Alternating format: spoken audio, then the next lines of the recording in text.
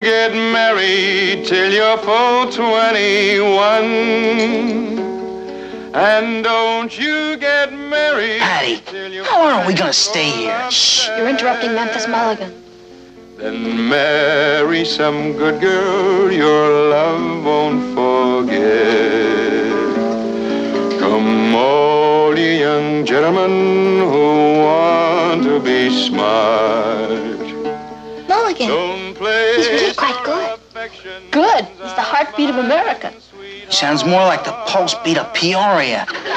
Dancing around you, some favors to gain, then turns her back on you in scorn and disdain.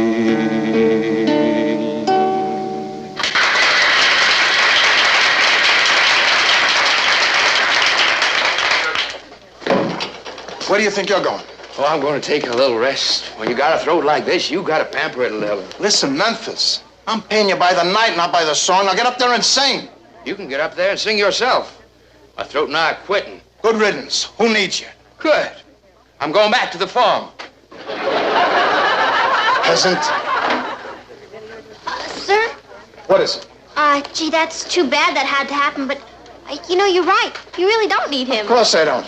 I mean, especially when you can get the greatest folk singer in the whole world, Pittsburgh Patty. Yeah, especially when I can get the greatest folk singer in the world. Who's Pittsburgh Patty? Me.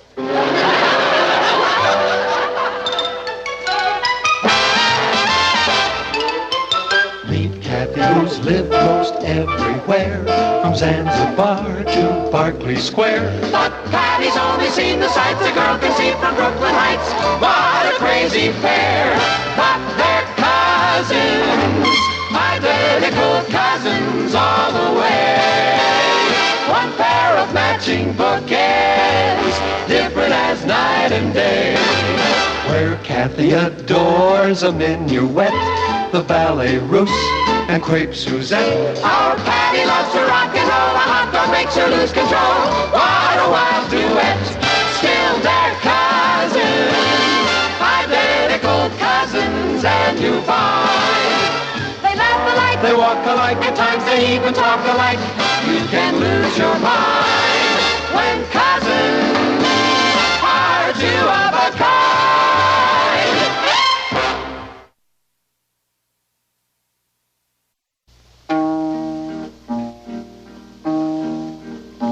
I miss my home in the old gray west, where I grew up with leeway. They say what happens for the best. My homestead's now a freeway. Ooh, ooh. Hi, Rich. I was just rehearsing. You're not serious about this. Why not? Well, I'll tell you why not. Because you're not a folk singer, that's why not. Richard, what is a folk singer? A folk who sings. Forget it. Look, Rich, there's nothing to it. I go down there, I sing a few songs, and I become famous overnight. You can be my manager. What is there to manage? Oh, just listen to this.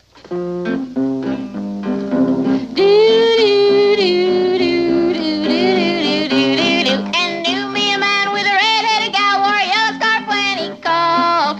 Married her up and then he learned his red-headed gal was born. What do you think, Mr. Haley? Crazy. And I really mean crazy. She's the best folk singer I ever managed. How about it, Mr. Haley? She hired? I can only pay $15 a week. $15? I tip my barber more than that. Richard. He's just kidding. That'll be fine. I'm not doing this for the money. Patty, will you let me handle this? No. Mr. Haley, I'm doing this to express myself. I'm going to be the voice of my generation. I dig. And I can use you, too. You can? I mean, if you're going to be around here to manage her, I'm sure you wouldn't mind giving me a little hand. I guess not. Would you like to hear another song, Mr. Haley? Sure, sure. Right after you swept the floors, cleaned up the kitchen, and set up the tables. My client? The two of you. And snap it up. We open in a few minutes. Are you sure this is the way the Beatles started? Oh, hi, Richard. Hi, Ross. Are you looking for Patty or for a sandwich? Patty. She's out. Well, then I'll have a sandwich. You don't know where she is, do you? I think she went to take a singing lesson. Hey, that's a good idea. Is she really gonna be a folk singer? Sure, I already got her first engagement. Yeah? Where at? The Pink Percolator. She's singing in a coffee pot? Well, not exactly singing yet. It's a coffee house. When she gets through there, everybody in the country's gonna know her. Do you sing too? I'm her manager. Oh, boy. Every artist has got to have a manager. Even Patty. Did you get her a lot of money? Sure did, considering her talent. She's working for nothing, huh? Of course not. What do you think I am? You sure you've got everything? Yeah. Thanks. Boy, I really admire you. You do? Yeah. Since I'm her brother, I have to be around Patty all the time. But you deliberately take her out. It takes a lot of courage. Well, I guess it's kind of hard for brothers and sisters to understand each other. Until they're older, anyway. Well, I wish I had a sister. You can have mine. I'll take her. Can I be best man at your wedding? I guess so, if we have a wedding. Aren't you and Patty gonna get married someday? Well, we were, but I don't know now. What's the matter? I'm worried. I can't blame you. If I was gonna marry someone like Patty, I'd be worried too. I'm worried she won't marry me. That's wishful thinking. You don't understand, Ross. If Patty catches on as a folk singer, she's gonna be famous. And I mean really famous. Do you think that could happen? Have you heard any of the folk singers around here today? Boy, I'm glad I'm just a kid. I wouldn't have the problems that you grown-ups have for anything. What is life? Is it earnest? Is it real? Or is it a candy Ferris wheel? Ha! If I ate feathers, could I fly? Oh, oh, laugh, you cages. But I must fly. I don't know if I like managing a folk singer. Chin up, you're doing great. Oh, Mr. Haley, I'm ready to go on any time now. You're a real trooper. Make a fresh batch of coffee. And then? And then serve the customers. And then? And then wash the cups. And then? And then make some more coffee. Yeah, I dig.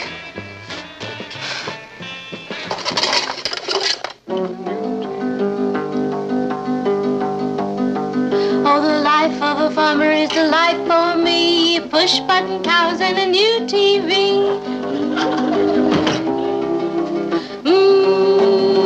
Hello, Patty. Hi, Papa. Hadn't you better get dressed, dear? I am dressed. Oh, you're going to a costume party. In a way, I suppose you're right. Life is nothing but a masquerade. Well, this is the costume of the people. I'm earthy. I'll say. I would suggest that you wash some of that earth off, then change into a dress, and we'll have dinner. Papa, you don't know about American folklore, do you? Do you know Carl Sandburg's The People, Yes? Mm-hmm. Do you know Martin Lane's That Outfit, No? Patty, you look like a poverty-stricken... Papa, that's the look of my generation. We want to be free. Then why are you so expensive? Joke. And by the way, there's a very interesting concert at the town hall tonight. Mozart. I got tickets for all of us. Gee, Papa, I'm sorry, I can't go. Why not, Patty? I'm sure you'd enjoy it. Oh, yeah, but, I'm kind of going to a concert myself. Oh? Well, at least it's not bowling or the movies. Who's playing? A folk singer named Pittsburgh Patty. Never heard of her. Oh, you will. Pittsburgh Patty. No, couldn't.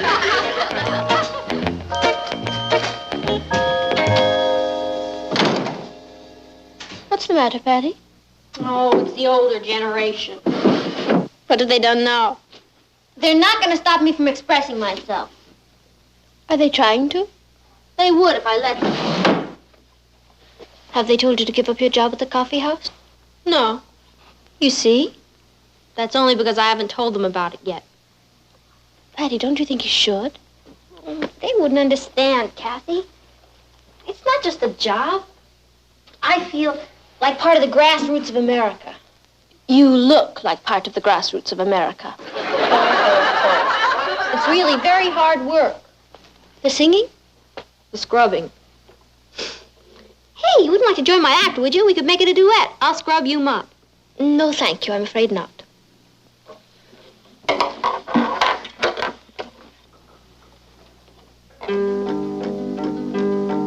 Oh, don't be afraid to clutch at fame. It's such a pleasant thing. People come from the ends of the earth just to hear me sing.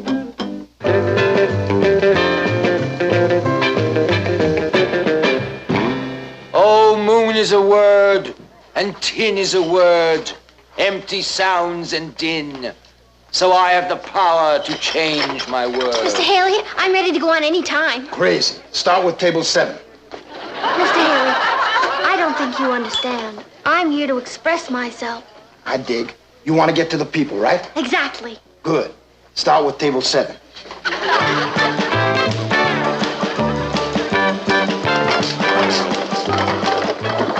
What'd he say?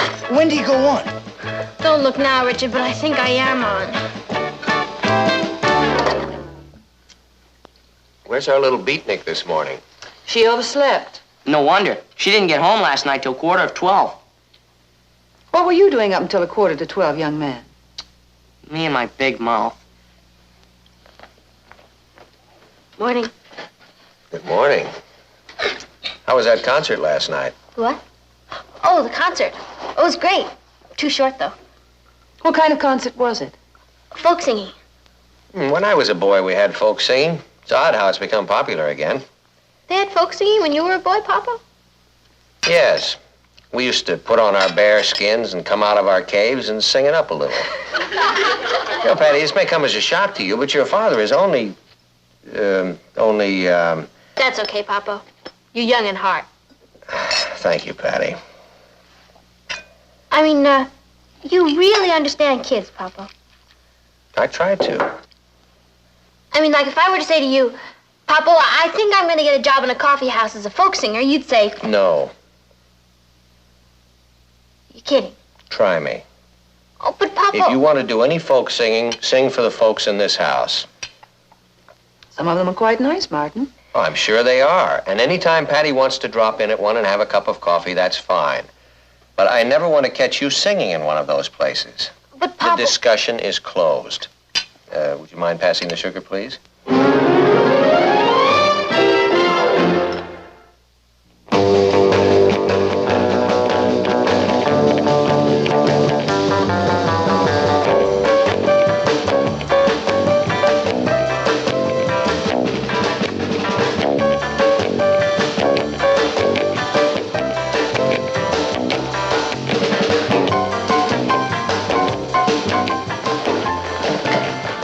Kathy said you wanted to see me about some kind of an emergency.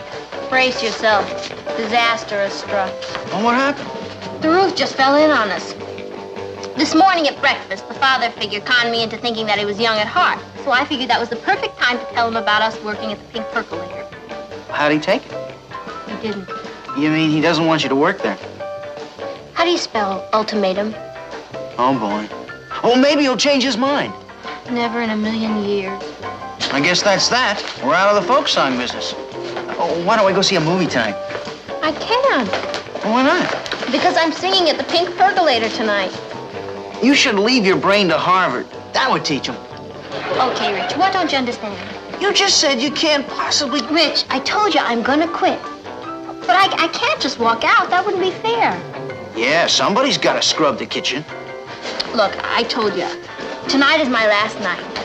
I just have to give him at least one night's notice. That should pack him in. What time shall I pick you up? I'll meet you there. Hey, you wouldn't know anybody who'd like to buy a second-hand guitar, would you? Patty, what if your mother and father find out what you're doing? Well, the worst that can happen is they'll put me up for adoption. Why don't you just tell Mr. Haley the truth? You mean tell him that my father thinks I'm too young to sing in a coffee house? I can't do that. Mr. Haley probably thinks I'm at least 25 or 30 years old.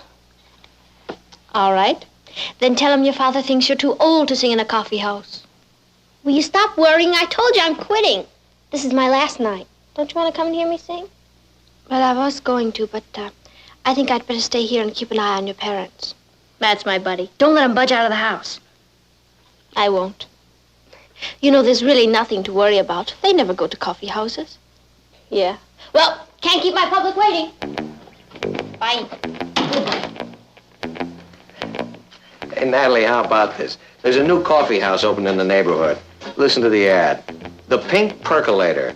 Folk singing and 75 different kinds of coffee.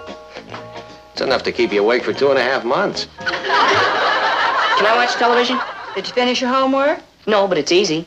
Then do it. But then I'll miss this educational program. What educational program is that?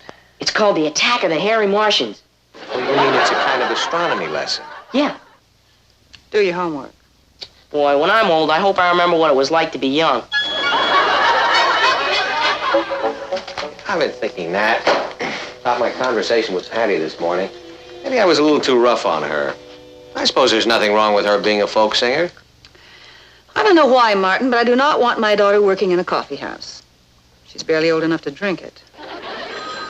I'll get it. Hello?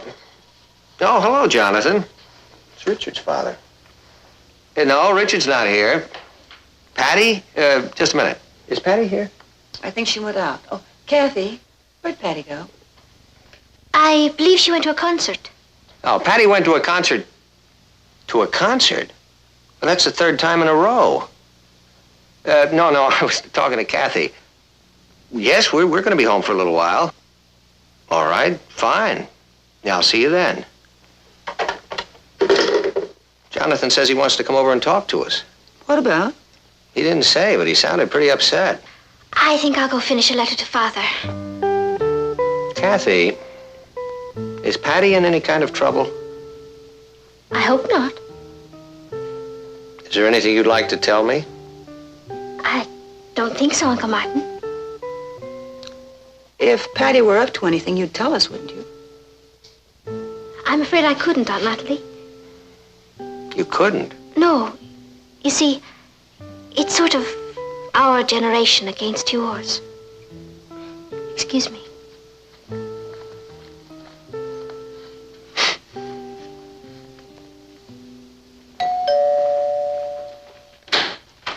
Hello, Jonathan. Hello, Martin. Is Patty home yet? Yeah, no, come on in. I hate to barge in on you like this. Oh, you're not barging in. We're delighted to see you. Hello, Natalie. Hey, Jonathan. Won't you sit down? Well, I'd rather not. Something wrong? Well, I'm not sure. Has Patty been acting peculiar lately? Well, with Patty, it's kind of hard to tell. Same with Richard. I was joking. I was serious. What's Richard been doing? That's just it. We don't know. He gets in late every night. He's completely exhausted all day, and he doesn't tell us where he goes or what he's been doing. Patty has seemed a bit more tired than usual lately, and she's been getting in rather late. I knew it. They're up to something. I love Richard being away from home. But my wife worries she's got some kind of a crazy mother complex. You know how mothers are. Richard has been talking about working in a coffee house. Yeah, Patty mentioned taking a job in a coffee house. What'd you tell her? Well, I said no. But, you know, as a matter of fact, I was just telling Natalie, maybe I was a little too harsh with her. I say you can't be too harsh with them. Give them an inch and they'll drive you out of your mind. You know where we make our mistake? Teaching the kids to talk. Just think of how wonderful it would be if they didn't know English. Look at all the money it'd save us on phone calls. Good evening, Mr. Harrison. Hello, Kathy. You two girls sure do look alike. I can never tell the difference. The one with Richard is Patty. Now, I hope he can tell the difference. Oh, don't worry. Patty sees to that. Would you like some coffee? I'd love a cup. Hey, wait a minute. Why don't we run on down to that new coffee house, the Pink Percolator, and have some there? They got 75 different kinds of coffee. That's a good idea. Oh, I don't think you'd like it. Why not? Well, I hear it's very crowded and the service is bad and the coffee's not good and it's very expensive. If business is that good, they must have something. Let's go take a look at it. It's really very noisy. Why don't I make you some coffee here? Don't trouble, Kath. Oh, it's no trouble at all, Aunt Nathalie. I could have it ready in a minute. You know, I'd like to see that new coffee house. I make the best coffee in Brooklyn Heights. Would you like to come with us, dear? No, thank you, Aunt Nathalie. Well, don't then worry. we We'll better be get on back our way. before very long. 75 different kinds of coffee. Isn't that hard to believe? 75.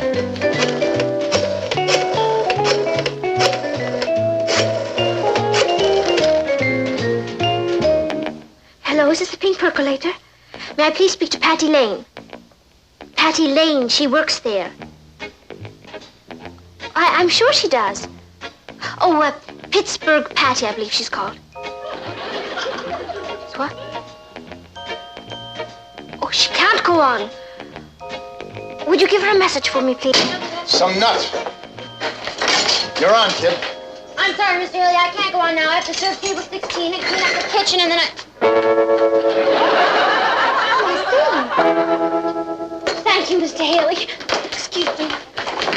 Rich, I'm on! Oh, great! Good luck. Now, this is your last chance to express yourself, so pour it on. Don't worry, I'll be great. I think.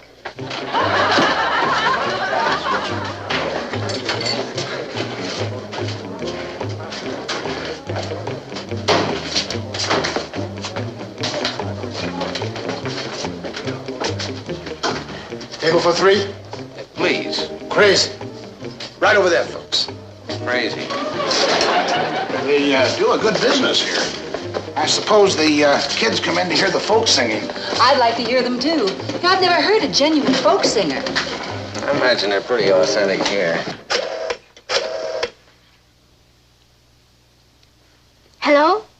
I must speak to Pittsburgh Patty. It's urgent. She's just about to do her number. Call back later. Good luck, Pittsburgh. Ladies and gentlemen, Pink Percolator takes pleasure in presenting the voice of America, Pittsburgh Patty. It's Patty. Martin, you can't stop her now. Yeah, but I told her she absolutely could not do this.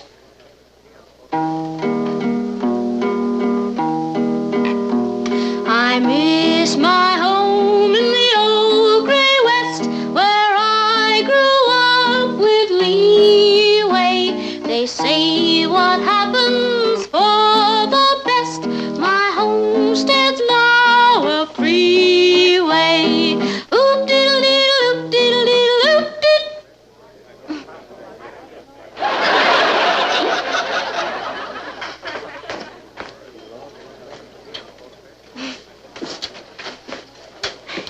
Cream and sugar, anybody? Oop diddle diddle oop diddle diddle oop diddle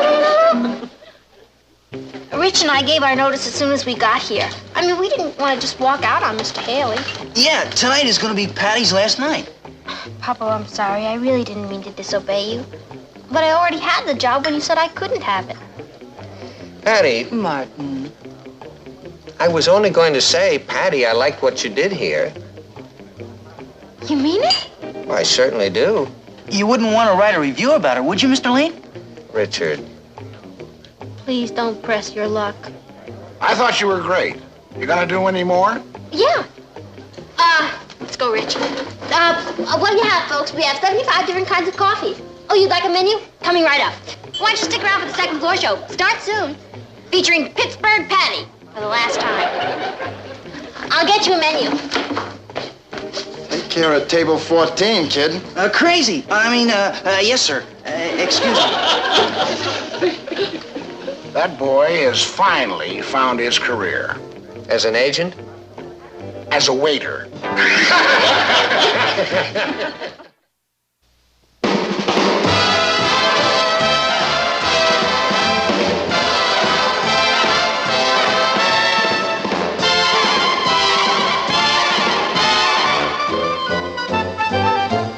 Here Here's Kathy, who's lived most everywhere, from Zanzibar to Berkeley Square. But Patty's only seen the sights a girl can see from Brooklyn Heights. What a crazy pair, but they're cousins, identical cousins, and you'll find they laugh alike, they walk alike, at times they even talk alike. You can lose your mind when cousins. No, Patty, just this letter from Father. Oh, where is he this week? He's in Rome. He says a friend of his is coming to the States and he's going to look me up. A Mr. Honoré. Crazy. We'll paint the old town red for him. Kathy, think this dress will be okay for Saturday night? Richard lost his head and invited me to the theater. Oh, I think it looks fine. You know, I haven't seen Richard in a whole week. Monday night he broke his date with me because he had a toothache, and Wednesday night he broke his date with me because he had to help his father with something. And there he is. I'll get it. Hi, Rich. We were just talking about you. Were you? Uh-huh. Come on in. Hi, Kathy. Hello, Richard. Richard, are you gaining weight? Of course not. Why should I be gaining weight? He's as thin as a rail. Hey, you want some peanut brittle? We just got it. No, thanks. Oh, I know. I'll fix you one of my great bacon and egg sandwiches. Oh, thanks anyway, but I don't want to spoil my dinner. Wait. Still have that toothache? What toothache? Oh, that toothache. No, I feel fine. I came over to tell you I can't take you out Saturday night. Oh, I thought we had a date to go to the theater. We did, but my Aunt Mabel came to town before the weekend, and I have to be with her. It's gonna be a terrible drag. She's got the personality of a barracuda. But there's nothing I can do about it. Oh, sorry. That's okay, Rich. We'll do something next week. Sure. I knew you'd be a good sport about it. As soon as my Aunt Mary leaves, I'll give you a call. Richard, I thought you said her name was Mabel. I did. Oh, I mean, it is Mabel. We call her Mary. It's kind of a nickname. Well, I guess I'll be running along. I'll see you later. Bye, Kathy. So long, Patty. Bye, Rich.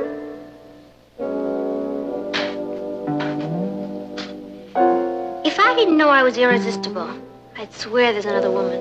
I'm sure there isn't, Patty. Richard adores you.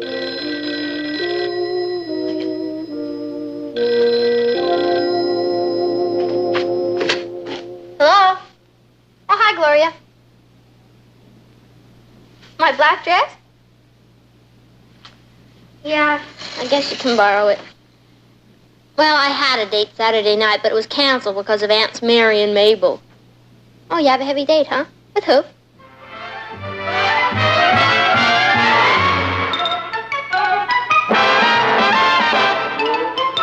Meet Kathy, who's lived most everywhere, from Zanzibar to Berkeley Square. But Patty's only seen the sights a girl can see from Brooklyn Heights. What a crazy pair, but they're cousins, identical cousins all the way. One pair of matching bouquets, different as night and day. Where Kathy adores a minuet, the ballet russe, and crepe Suzette. Our Patty loves to rock and roll, a hot dog makes her lose control. What a wild duet, still they're cousins, identical cousins, and you find they laugh alike, they walk alike, at times they even talk alike. You can lose your mind when cousins are two of a kind.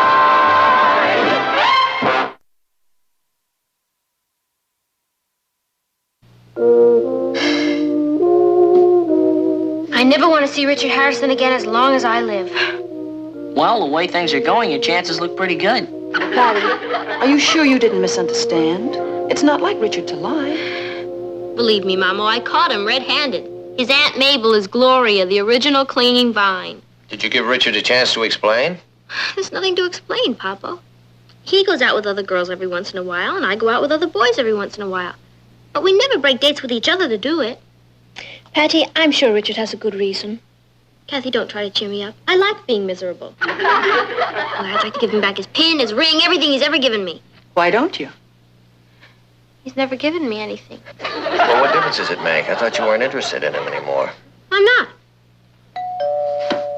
That's Richard. Do I look all right? Oh, I'm a mess. Well, I think someone should answer the door. No. Don't anybody let him in. I'll send him away. No. I think you should make up your mind. I'll go send him away. Can I watch? No. You can all come into the kitchen and help me do the dishes. Now, how do you ever expect me to learn about life if I can't watch the interesting parts?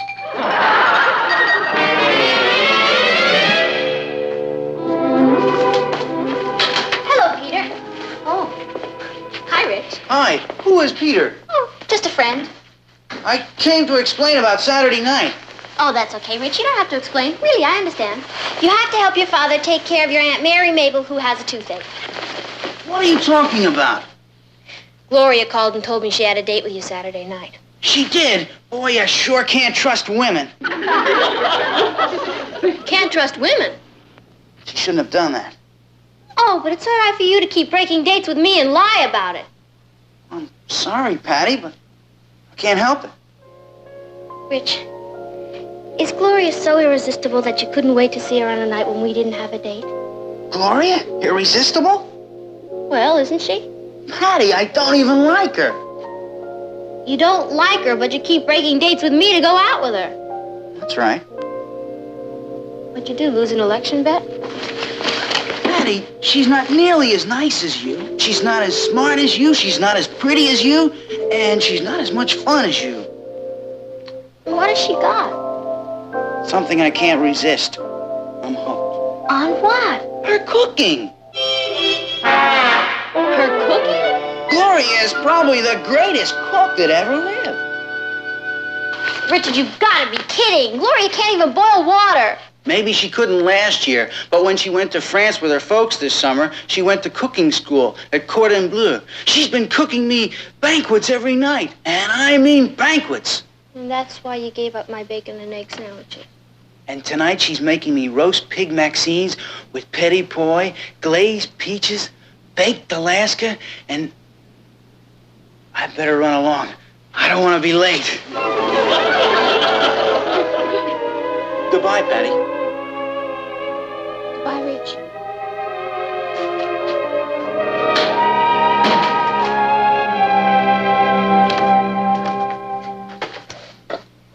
Did you throw him out?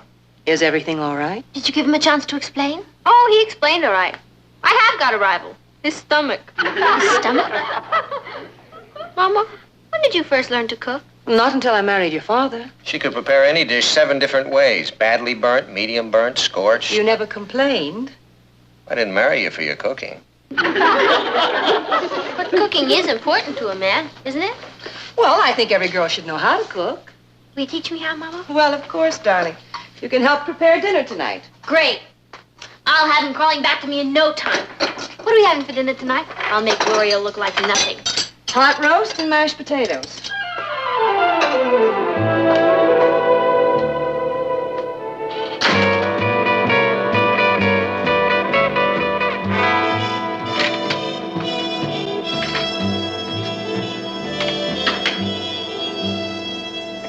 Patty, are you all right? Oh, sure, I'm fine. It's just that a woman feels like such a fool wasting the best years of her life on a man who doesn't even appreciate her. I'm sure it'll all work out fine. No, it won't. I lost old Glutton Head to the Cordon Bleu. What is the Cordon Bleu, anyway? It's a famous cooking school in Paris. I took a course there once when Father and I lived there. Kathy? Did you say you took a course there? Yes, it's really an excellent school. Did they teach you how to make lobster bisque? And baby veal cutlets with a cream sauce? And a pomme souffle? Mm-hmm. That was our first course. What about baked Alaska? We had that for part of our graduation examination. Kathy, you've just saved my whole romantic life. Because I went to the Cordon Bleu? That's right. You see, the reason Richard is after Gloria is that he's hooked on her cooking. And now I can beat her in her own game. Will you help me? Of course, Patty. I'd love to teach you how to cook. Who said anything about teaching me to cook? Kathy, it took you a year to learn. I've got to have Richard back in the fold by tomorrow night. Tomorrow night? Yeah. Look, I'll invite him over here tomorrow, and I'm going to prepare the greatest dinner this side of Maxime's. Patty, if you're thinking what I think you're thinking... Oh, please, Kathy, I'll never ask you for another favor as long as I live. All you have to do is prepare one of your fabulous dinners. And let you tell Richard that you cooked it. That's right. He'll never look at Gloria again. Patty, I'd like to help you out, really. But, Kathy, if you don't do it, I'll lose him. Believe me, the only way to Richard's heart is through the hole in his head. You do it? Well, the kind of dinner I have in mind would be very expensive. I don't care about the expense. This is all-out war. Hi, Patty. Hi, Kathy. Gentlemen. Hi, Rich. Hello, Richard. I'll pull up a chair and have a soda. Well, I'll pull up a chair, but I won't have anything. I never eat in the afternoons anymore. Oh. Rich, I thought maybe if you were free tomorrow night, you'd like to come over to my house for dinner. Well, thanks, Patty, but I have promised Gloria... My mother and father are going out, and I thought maybe I'd cook myself. I definitely promised Gloria I'd... Oh, well, it's not going to be anything special. I just thought maybe for an appetizer we'd have fantasy de fruits de mer, and then Canneton bigarade. Yeah, bigarade. What's that? It's tender young duckling with riz sauvage ménagère. Riz sauvage... Wild rice. And then I thought we'd have endive braisée flamande, and then maybe for dessert some crêpes Suzettes. You can make crêpes Suzette? Gloria can't even do that. Well, I guess it does take a certain knack. I know that Kathy is supposed to be a great French cook, but Well, Patty's cooking tastes a lot like mine. Yeah. Gee, it's too bad about your date with Gloria tomorrow night. Well, I could tell her that my Uncle Henry came into town. Why don't you do that? Crepe Suzette.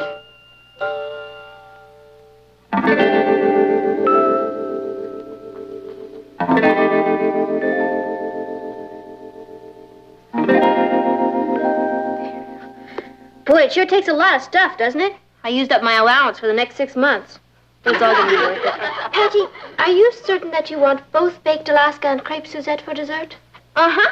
I figure as long as we're going out for the big fish, we may as well use plenty of bait. I hope you know what you're doing. Hey, you didn't flunk any of those courses, did you? I'll have you know I received the gold star. No kidding. Do you know how lucky I am to have you? The gold star at the cordon bleu. That's bleu. What time is Richard coming? I told him to come at 7 o'clock. Oh, then I'd better start the sauces now. That'll only give me about 4 hours. You mean it takes 4 hours to cook one of these dinners? Some of them take 4 days. That's the fish calling up to find out what time the bait is being served. Hello? Oh, no, it isn't. Hold on a minute. Mr. Honoré. Oh, that's Father's friend.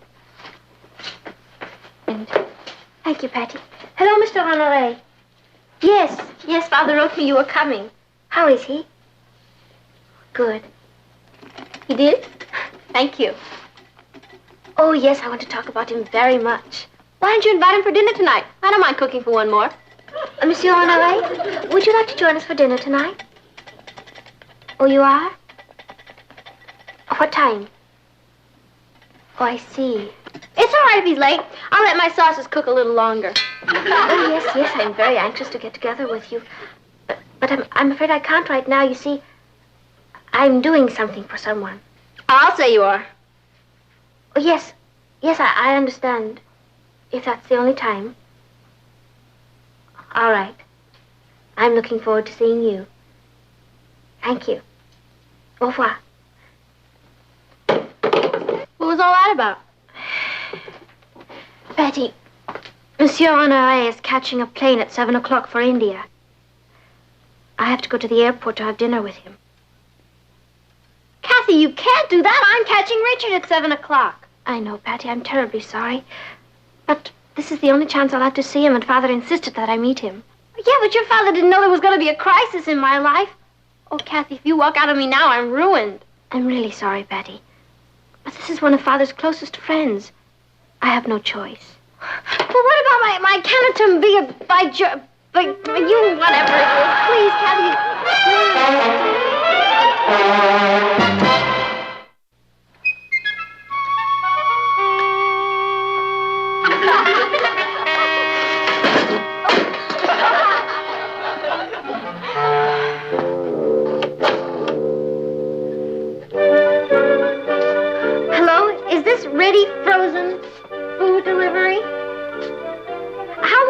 take you to deliver a dinner? Oh, that's great. Okay, would you deliver me 2 orders of Fantasy de Fruits de Mer and 2 orders of Canton Bigarade and a large baked Alaska? Hello? Hello?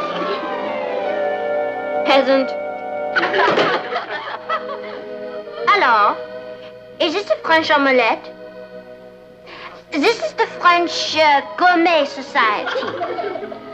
We have chosen your restaurant to prepare us a dinner. We would like a fantastic French dinner. Something that will knock someone's eyes out. What would you suggest? Oui? Oui. Oh, that sounds marvelous. I will send my secretary to pick it up. At what time can it be ready? Thursday? Thanks anyway.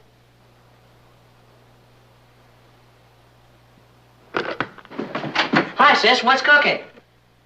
Me. What are you building? A gallows. I was trying to impress Richard. Why would you have to impress him? He's lucky to have you. Thanks, Ross. But he suddenly flipped for French food. And guess who cooks it? Gloria. Uh-oh. I guess I'm gonna have to find you another brother-in-law. Hey, wait a minute. I've got an idea. Yeah? What's that? Kathy's a great cook. Why don't you ask her to... Good thinking. I tried it. Oh. Okay. All you have to do is call one of those frozen food places that delivers... and- Tried it. What about calling a French restaurant and asking them to... You really are a chip off the old block, aren't you? Okay.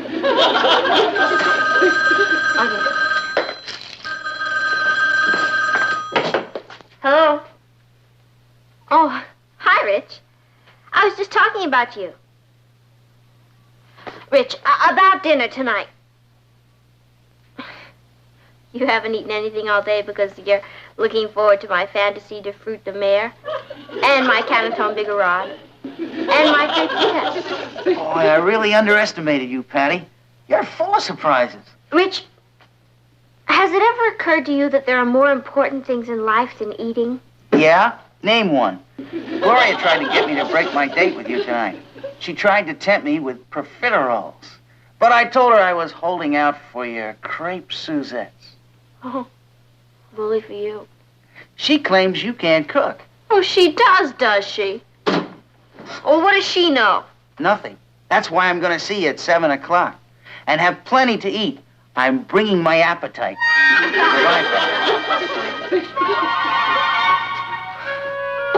I make great peanut butter and jelly sandwiches, sis. Thanks, Ross. But to a gourmet, that's nothing. What's a gourmet? A glutton with a fancy appetite. You wouldn't have any other ideas, would you? Yeah.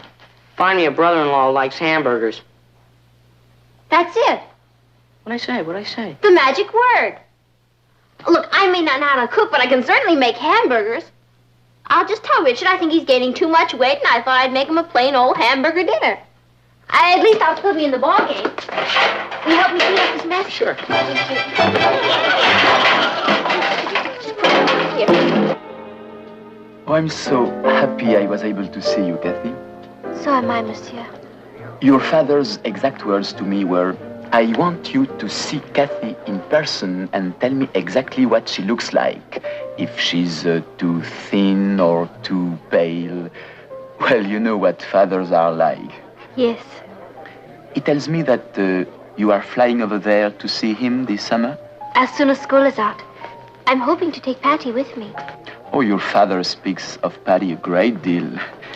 Apparently, she's what you call a character, happy and carefree. Well, she used to be. I don't understand. Oh, I've gotten Patty into terrible trouble. What? She's home now cooking a gourmet dinner for her boyfriend, Richard. Patty is a gourmet cook? No, Patty isn't any kind of a cook. And yet she's cooking a gourmet dinner for this Richard? Not exactly. You see, I was supposed to cook it. Oh, and she was going to impress him by saying she cooked it. Yes. Well, as a Frenchman, I would feel a deep responsibility if in any way I hurt a romance. It isn't your fault, monsieur. Yes, in a way it is. I think I owe Patty and her friend a dinner, but we must be very resourceful. What was she going to serve? Oh, there it is. Ross, will you keep an eye on the hamburgers for me? Sure. Thank you. Boy, I wouldn't be a woman for anything. Hi, Patty. Hi, Rich. Something sure smells good. What is it, Canton Bigarade? Huh? Well...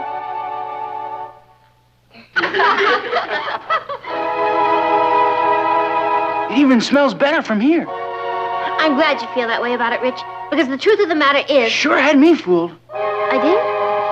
Yeah. I thought the only thing you could cook was those crummy hamburgers of yours. Crummy hamburgers, Mom? Yeah, Gloria tried to tell me that's what you're going to feed me tonight. You sure got a laugh on her. Yeah. What time are we going to eat?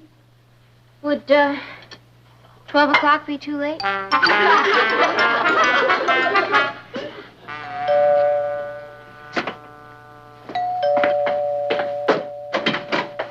Can I help you? I'm sorry to be so late.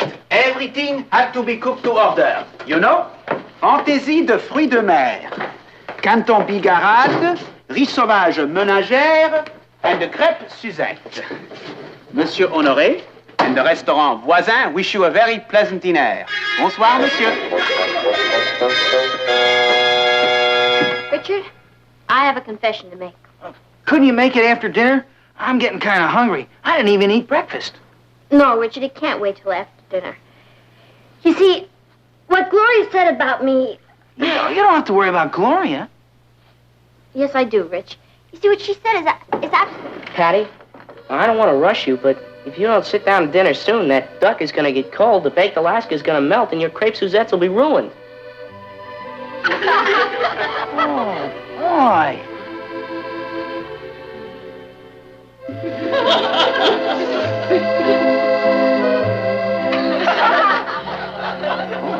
What are we waiting for? Oh, let's eat. Yeah.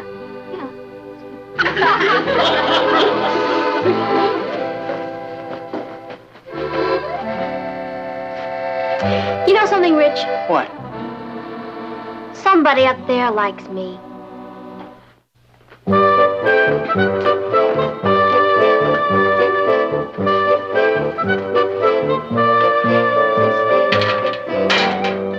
Oh, hi, Gloria. Hi, Patty. Gee, it's too bad you couldn't join Rich and me for dinner last night. Oh, he told me all about it. Oh, did he? It really wasn't much. Next time I should go into something more complicated. Well, I'd love to be there when you do. I have a feeling you got away with something this time. But what are you going to do for an encore? Well, bye, darling.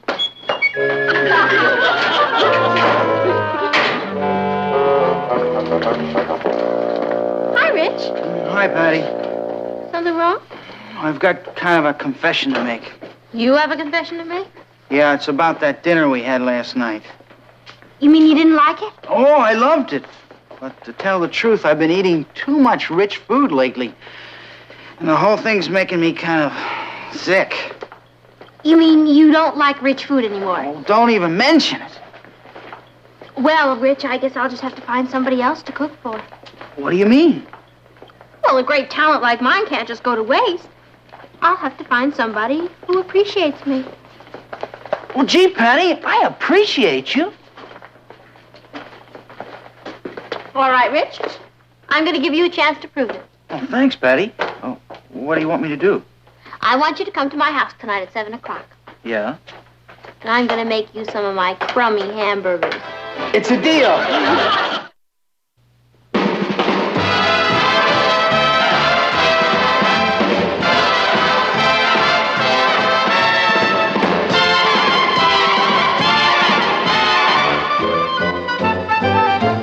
Here's Kathy, who's lived most everywhere, from Zanzibar to Berkeley Square. But Patty's only seen the sights a girl can see from Brooklyn Heights. What a crazy pair, but they're cousins, identical cousins, and you'll find they laugh alike, They walk alike, at times they even talk alike. You can lose your mind when cousins. Your debating team coming, Kath? Oh, fine, Uncle Martin. Patty and I are both on the team. Yeah, Papa, we're gonna bowl them over. We're having our Little League tryouts this morning. Boy, I'll bet half the town didn't sleep last night. Papa, we're having a debate at the auditorium Saturday. Would you like to come? Oh, no, I'm sorry. I have to go to a meeting in Kansas City this weekend. There must be 1 million guys trying out for pitcher.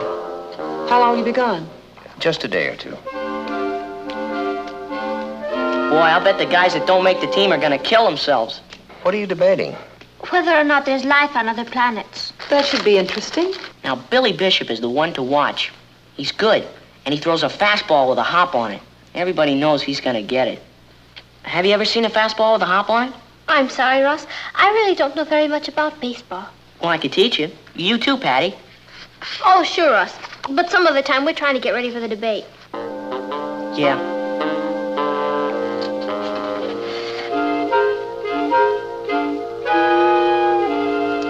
Well, I think I'll be going. I don't want to be late for the tryouts. So long. Patty, are you meeting Richard? Yeah, Mama. We're going unicycling. Unicycling? Uh-huh. One wheel. That should be fun. Where's Ross? He's gone. That kid. He could have at least said goodbye.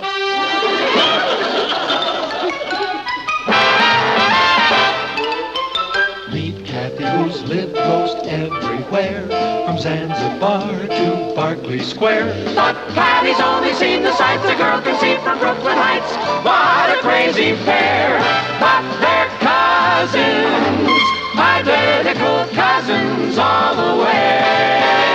One pair of matching bookends, different as night and day. Where Kathy adores a minuet, the ballet russe, and crepe Suzette. Our Patty loves to rock and roll, a hot dog makes her lose control. What a wild duet, still they're cousins, identical cousins, and you find they laugh alike, They walk alike, at times they even talk alike. You can lose your mind when cousins are two of a kind.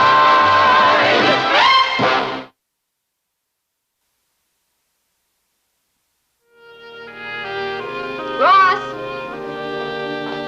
Ross! Hey, what's the matter?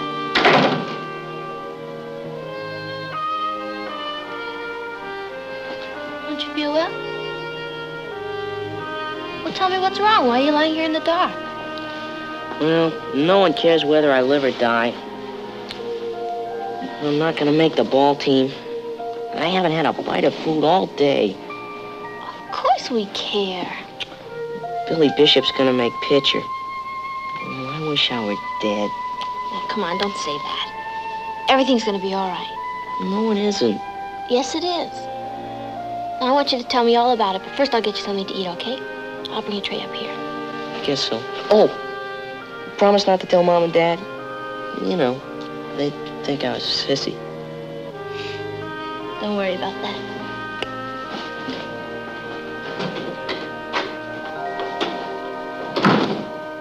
What are we going to do? I don't know, Kathy, but we've got to do something. He's in terrible shape. Are you still hungry? No, Mom, this is for Ross. Well, you said he didn't want any dinner. He filled up on hot dogs and things at the ballpark. Well, that's because he was too sick to eat. Mama, he's up in his room and he's in terrible shape. Why? Well, first of all, because he didn't make the Little League, and second of all, because he thinks none of us give a darn. Why didn't he say something? Well, I guess he did, but we weren't tuned in. Oh, well, I'll go up and have a talk with him. Oh, no, Papa, I really wish you wouldn't do that, because I told him I wouldn't say anything. He doesn't want you to think he's a sissy. Oh, all right. You make sure he eats, and we'll think of something. Okay. Patty. Thank you.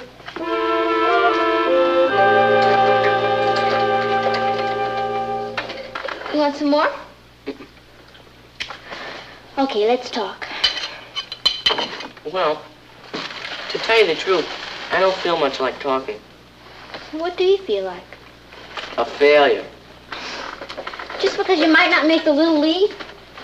Well, I can't explain it.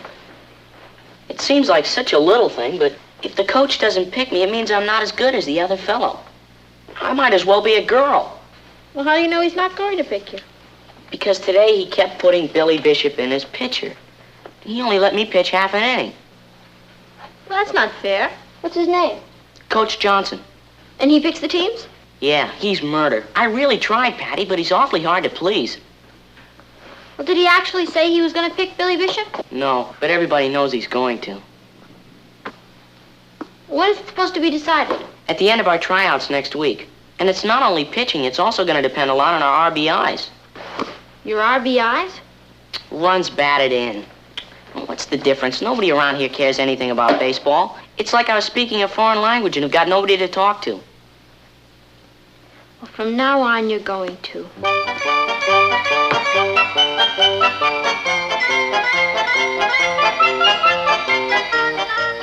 Okay, it's your turn. How many major leagues are there? 2. American and National. Good. Where's Baltimore? In Maryland, isn't it? I mean, what league is it in? Oh, American. Good. San Francisco? National? Minnesota? American. Good, you're going to be quite an expert. Let's go to the minor leagues. Maury Wills. He's with the Dodgers. Flood. St. Louis Cardinals. Nixon. Did he play ball? Russ Nixon. Of course. Boston. Very good. You know, all these players are famous, and I never even heard of them before. It's like another world. Well, at the moment, it's Ross's world. I think it's very nice we can share it with him. So do I. Is there a little league for mothers?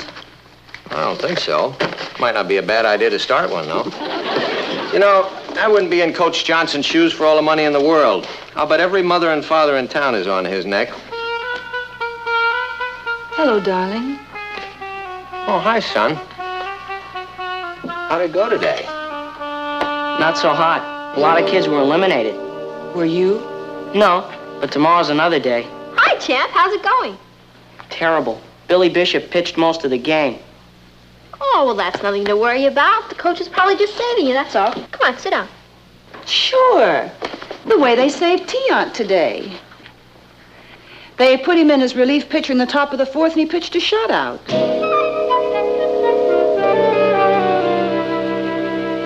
Ross, it might be a good idea if you got some extra pitching practice. Hey, yeah, you can practice on the patio. But I've no one to play with. Well, I'll play ball with you. I could use the exercise. Do you mean that, Dad? Certainly. Let's go out and throw a few around. Oh, I've got nothing to do. I'll go with you. Me too. Hey, that's great. Let's go.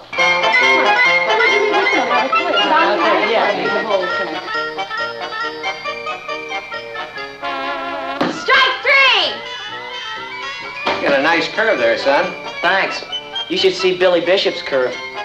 Why don't we take a little rest? Yeah. I could go on forever. Not me. Not as young as I used to be. How do you think I'm doing? I think you're doing fine. Could I give you some advice? Sure. I think you should stop worrying about Billy Bishop. Forget that you're competing with him and just compete with yourself. Do the best you can. Yes, sir. Okay. I'll meet you at the Shake Shack. I'll talk to you later. Bye. I'll call you from Kansas City. Bye, Papa. Have a good time. Oh, thank you, honey. Now, you look after Ross, will you? Oh, don't worry about him. I'm going to make a Little League pitcher out of him if it kills me. He'll be fine. Goodbye, dear. Goodbye. Bye. Bye-bye. You know, Mama, Ross is really a very good pitcher. Coach Johnson wouldn't dare not put him on the team. I hope Coach Johnson knows that. Hello, darling. Hi, Ross. Hungry? Did anything happen today? Coach Johnson eliminated all the pitchers except me and Billy Bishop. That's great. good. No, it isn't. Billy Bishop's gonna get it. Is 12 too young to have a nervous breakdown? You're not gonna have a nervous breakdown. I'm cracking up. Why don't you have something to eat? Why is it mothers always think that food solves everything? I don't know what I'm gonna do if he doesn't pick me. What's wrong with Ross? War nerves. Narrowed down to him and Billy Bishop. Mama, we've got to do something. Do you know he hasn't eaten anything in 3 days? He's going to be too thin to pitch. He'll throw the ball and go right up in the air after it. I don't know what to do. Why don't we have a talk with Coach Johnson? You know, kind of feel him out. Is that ethical? Well, if you love your son, it's ethical. I mean, why don't we invite him to dinner? You see, I could find out what his favorite food is and you could cook it for him. That sounds a little like bribery. No, it's what you call the social graces. Comes at an opportune time, too, doesn't it? Mama, there's nothing wrong with being nice to him. I mean, what's wrong with letting him see Ross in his native habitat? I don't think your father would approve. Well, he doesn't have to know. I mean, he's out of town, isn't he? What harm could it do? We're only going to invite him to dinner. Everybody does it. I mean, people give candy to the teacher, an apple to the policeman, gifts to their bosses. It's just a way of showing your appreciation. This does mean a lot to Ross, Aunt Natalie. All right, we'll do it. Let's not say anything to Ross. Let's not say anything to anyone.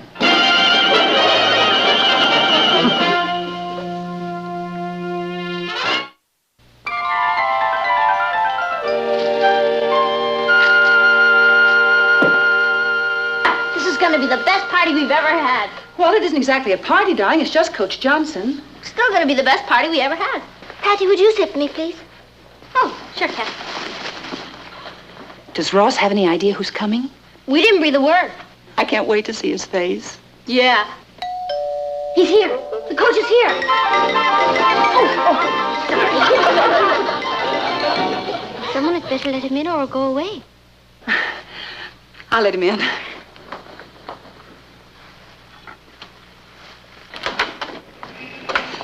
Martin! Hi. I'm sorry, I had a ring. I just forgot my key. You're home a day early. Yeah, I know. We finished up ahead of schedule, so I just caught the late afternoon plane out, and here I am. You're all dressed up. Yes, we're having a guest for dinner. Oh, one of Patty's friends? No, one of Ross's friends. Well, good.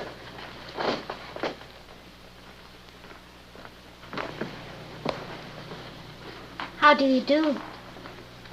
I'm fine. How are you?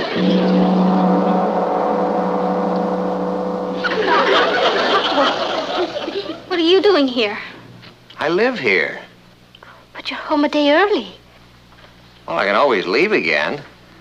Why is everybody so dressed up? You always dress for dinner. Like that? He's here again. Yeah, well, I must say you've gone to a lot of trouble for Ross's friend, but I think it's kind of cute. Do you? I'm sure glad. Patty, would you let him in, please? Oh, yeah.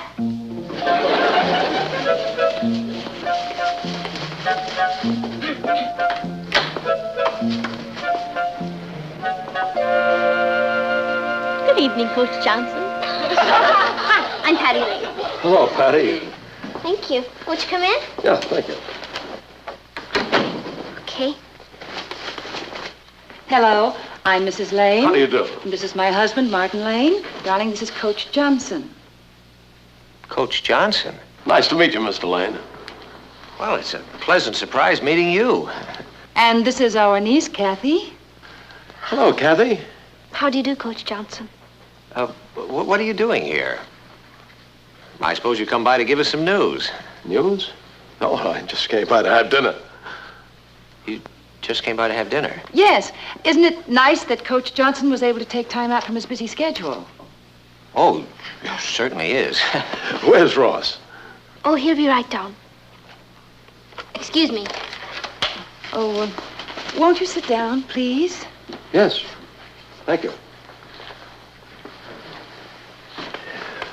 Oh, Aki-san, would you put it right here, please?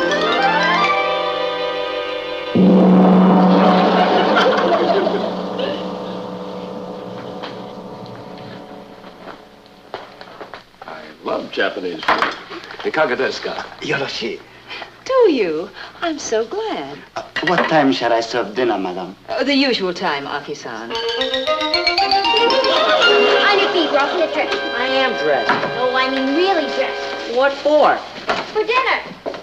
Why can't I eat like this? Because we're having a very important guest. Well, 2 guests. I'm not hungry. Come on, put these on and come downstairs and hurry up. Okay. What did you get all dressed up for? I did it for someone I love. Hurry up. I've been a fan of yours for a long time, Mr. Lane. I think the Chronicle's a great newspaper. Well, thank you. Are you interested in baseball? Oh, I played a little when I was in high school. Ross will be right down. Ross just talks about you all the time, Coach Johnson. I imagine all the boys talk about me most of the time. It's a good thing I don't hear what they have to say, isn't it? You used to be shortstop on the Chicago White Sox, didn't you? How did you know that? You're much too modest. In your last season with them, you batted .301. Well, you've been doing a little research on me, haven't you? Oh, Mama knows all the batting averages. Oh, we're great baseball fans around here. What did you do after you quit baseball? I went into the sporting goods business. Well, how did you get started as a Little League coach? Somebody asked me, and I said yes. I went in as a substitute for 2 weeks. I've been at it for 10 years now. Must be very rewarding. It is. But there are problems, too. What kind of problems? Psychological, mostly. Kids can get pretty high-strung. Making the team means a great deal to them. Sometimes too much. Very often the parents will push them into competition. If they fail, they feel they've let their parents down. Ross was interested in Little League ball before we even knew anything about it. I'm not saying all parents do it, Mrs. Lane, but you'd be surprised what some mothers and fathers will resort to get their children on the team. These are marvelous. I think these are better than the ones I had last night.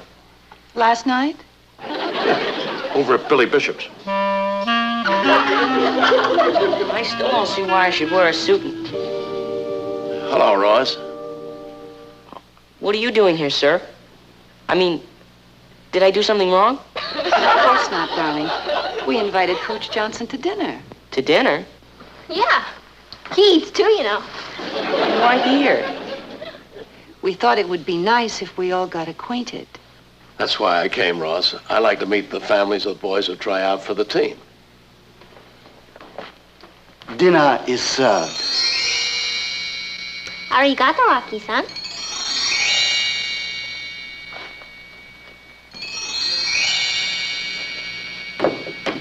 Oh, Ross said to tell you the reason he went to bed so early is because he's in strict training. He's a nice boy. Nat.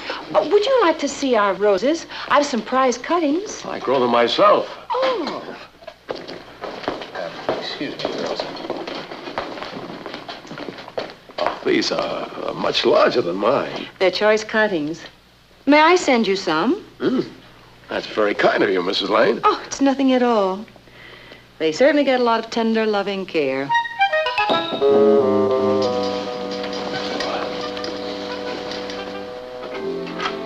Son, you awake?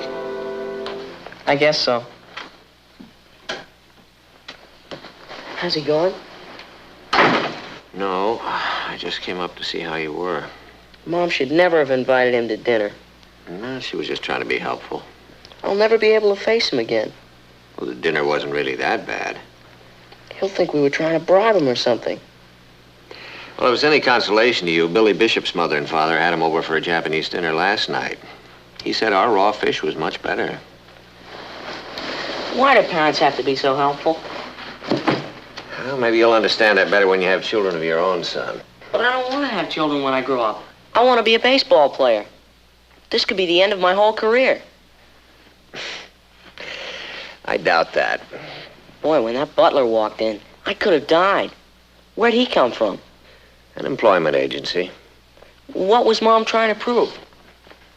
I don't think she was trying to prove anything. She just wanted to entertain Coach Johnson, and she was trying to make him feel as comfortable as possible. She went to a lot of trouble. Trouble is the right word. Well, I'm not saying that what we did was right. We were probably overcompensating. What does that mean? It means that in the beginning we didn't do enough, and in the end we did too much. It's a disease that parents suffer from. I'm sorry if we embarrassed you. That's okay, Dad. I'll probably get married and have children and forget all about baseball. Maybe you can do both. Anyhow, it's only Little League. You know, kind of kid stuff. I know. Who cares if anyone's a pitcher? Sure, who cares? I care.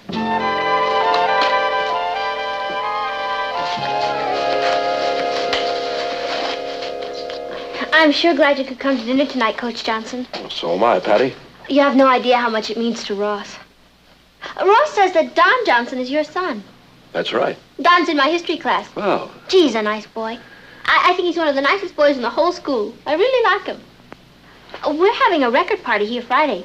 We'd sure love to have him come over. Has he ever been here before? No. I see. Well, I'll tell him. Excuse me. I didn't mean that the way it sounded. Would you like some more coffee, Mr. Johnson? Oh, thank you. This is enough. Would you like some fruit?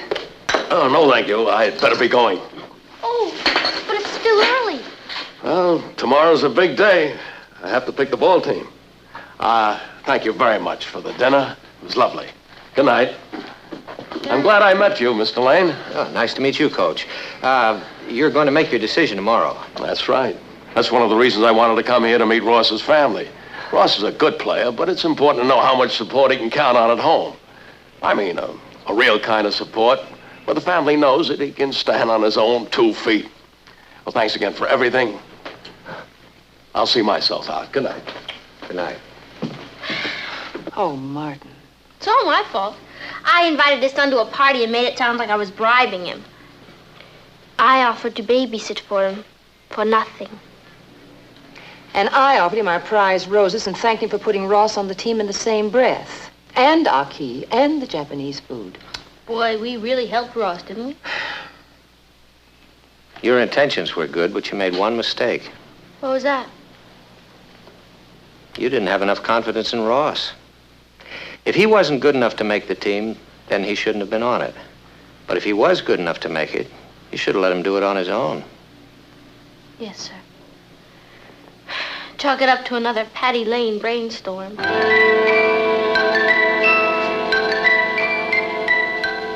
are you going? To see if I can get Ross to take up ice hockey.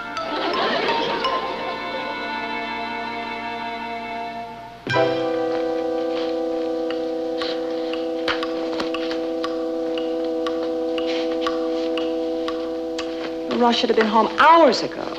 Tryouts take time. Patty, where have you been? On a kamikaze mission. Since this whole thing was my idea, I decided I should go apologize to Coach Johnson. What did he say? He said not to send the rose cuttings, 'cause with his wife away, there's nobody to water them. Oh. And he said to tell you he doesn't need a babysitter. I see. And his son can't come on Friday night. Well, we've batted 1,000. I think the expression is, we struck out. How am I going to face him? Hi, folks. Ross, would you like to go to 3 movies tomorrow? Oh, gee, thanks, sis, but I can't. I'm pitching for the Little League team. Oh. You what? I was made pitcher today. Billy Bishop's my relief pitcher. Congratulations, That's Ross. wonderful, darling. I'm so glad. Now we'll show them some real shutouts. Boy, Coach Johnson sure was nervous today. There must have been 1,000,000 parents out there. He asked me to give you a message, Dad. A message for me? Yeah, he's on a 6-month vacation. He wants you to take over as Little League coach for him. You're kidding.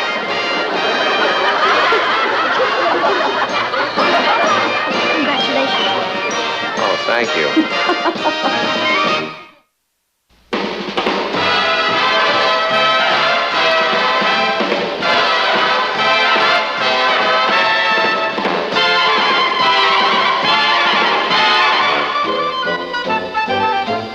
Here's Kathy, who's lived most everywhere, from Zanzibar to Berkeley Square. But Patty's only seen the sights a girl can see from Brooklyn Heights. What a crazy pair, but they're cousins, identical cousins, and you'll find they laugh alike, they walk alike, at times they even talk alike. You can lose your mind when cousins. Tell him he'll have to find another passenger because you can't go. Papa, it's a brand new second-hand motorcycle, and Richard wants to try it out. Naturally, he wants me with him. What's so natural about that? The subject is closed. Oh, Mama, it'll break his heart. Hattie, I think that you are now reaching the age where you should be thinking about more ladylike pursuits than riding on the back of a motorcycle. Okay, now since I'm an old lady, I think I'll take up crocheting. I'm sure you can find a happy medium, dear. Your cousin Kathy would never think of riding around with Richard on his motorcycle. She better not. Well, it just wouldn't do you any harm to emulate Kathy a little more. I guess you're right, Papa. I am a little far out sometimes. Good old Kathy, always got her 2 feet on the ground. Okay, from now on, I'm going to do everything that she does. Well, there's no need to go overboard. It's just you could pick up a few pointers from her.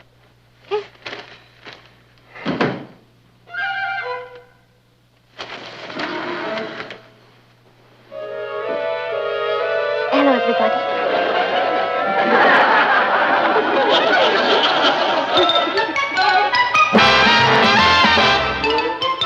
Meet Kathy, who's lived most everywhere, from Zanzibar to Berkeley Square. But Patty's only seen the sights a girl can see from Brooklyn Heights. What a crazy pair, but they're cousins, identical cousins all the way. One pair of matching bouquets, different as night and day.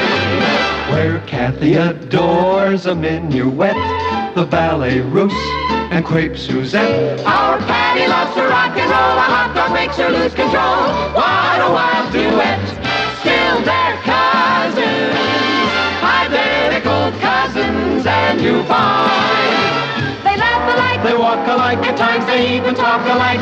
You can lose your mind when cousins are two of a kind.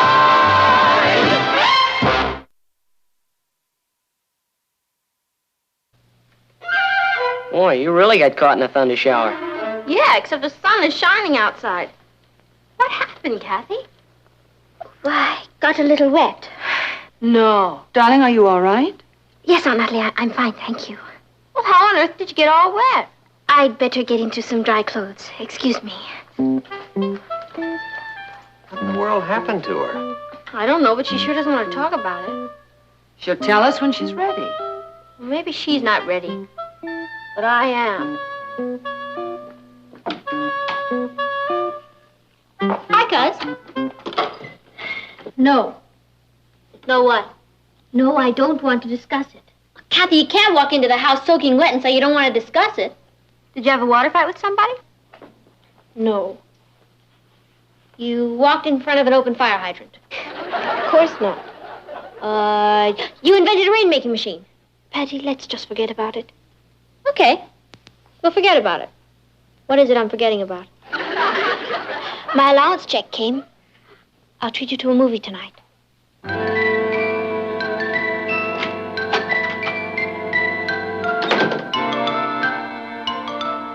Somebody pushed her in a swimming pool.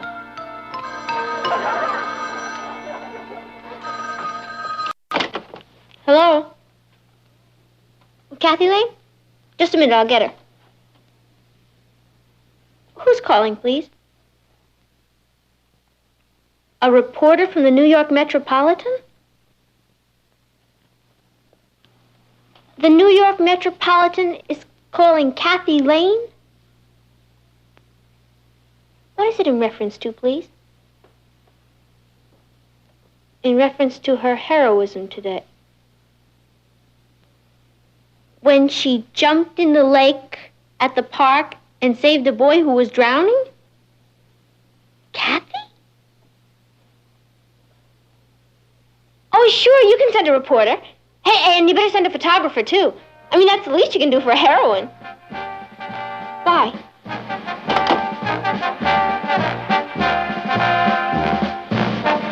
But, Kathy, I think you should be very proud of what you did. If Patty had done it, she would have come in with a neon sign. Kathy, you saved somebody's life. Do you know what that means? Yes. It means there's going to be a big fuss about it, and I don't want there to be. Now, Patty, you shouldn't have told that newspaper to send a photographer and a reporter. Tell us what happened, Kath. It wasn't anything, Uncle Martin. I happened to be walking by the lake in the park, and I heard someone calling for help. I saw a boy swimming, and he seemed to be having a cramp. There was no one else around, so I jumped in and pulled him out. She just jumped in and pulled him out. Have you ever heard such modesty? They usually give medals for things like this, you know. Your picture will be on the front page. I just did what anyone else would have done. And I'd really prefer not to have a big thing made about it. Well, it's too late. Yeah. Now you belong to the ages. He's right, Kathy. Heroism has to be rewarded. And I'm going to help.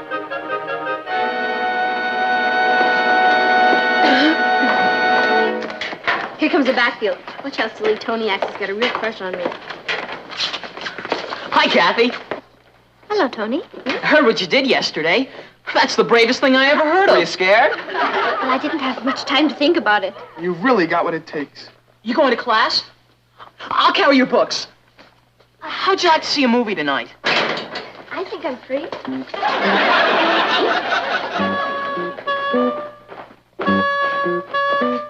Hi, Patty. What are you staring at? My cousin, the heroine. Come on.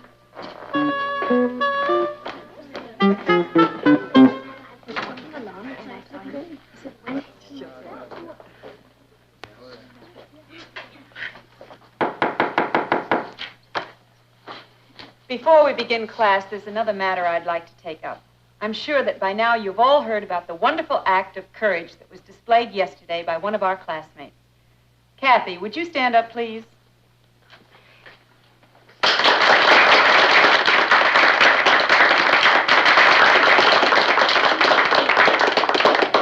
You've brought honor to all of us by what you did, Kathy. Risking your own life to save the life of a stranger is the highest act of valor. Would you care to say a few words to the class about it? Thank you, Miss Castle. There really isn't much to say. I'm sure that everyone here would have done the same thing in the same situation. Thank you. Boy, what conceit. No, I'm sorry. I don't know when she'll be back. Okay, I'll give her a message. Thank you. That was the Bugle calling. They want to do a feature story on Kathy. Do you know that that's the 10th call she's had in the last hour? And look at this. Teenager saves lad. Right on the front page.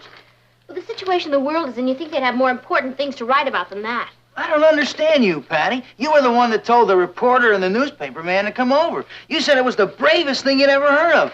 Now, suddenly you act like she did something terrible. Richard, if there's anything I can't stand, it's a show-off. Patty, you're not jealous of Kathy, are you? Who? Me? Of course not. It just isn't fair, Richard, that's all. What isn't fair? The only reason Kathy is a heroine is because she was in the right place at the right time. Now, I could have been there instead. If you'd have been there, he'd have drowned. You can't swim. Everybody's making such a big fuss over her. You think nobody'd ever saved anybody's life before? She did a very brave thing. I'm not trying to take that away from her, Richard. It's just that Kathy is not a natural-born heroine. And you are. Well, at least I'd know how to handle the situation. I think Kathy is handling it fine. Oh, the whole thing's gone to her head. Richard, I tried to give her the benefit of my advice, and she wouldn't even listen to me.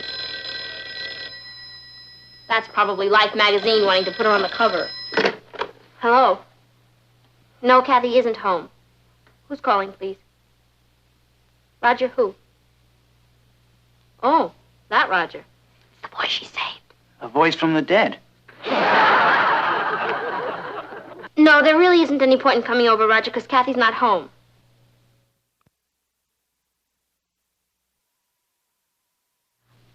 Just a minute, Roger. She just came in. Why don't you come over? Yeah, she'll be waiting for you. See you then. Here comes who? Kathy. Roger wants to talk to her. This is my chance to find out the truth. The truth about what? The truth about what really happened. Oh, we know what happened. Do we? Richard, doesn't it strike you as a little peculiar that Kathy doesn't even want to talk about it? Not at all. Kathy's just naturally modest. Or maybe she's just naturally afraid that we'll find out that she fell into that lake by mistake. Or that he wasn't even drowning at all. Or that it was only 3 feet of water. Richard, I'm about to explode a myth.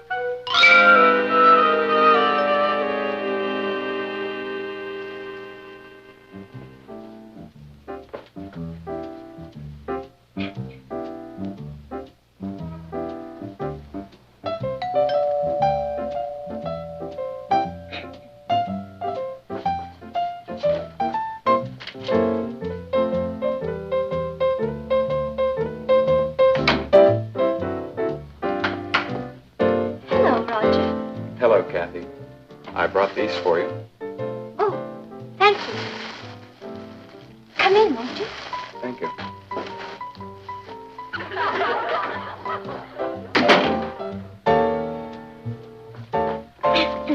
Won't you sit down?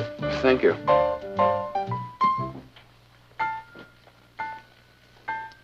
Well, we had quite a day yesterday, didn't we? Yes.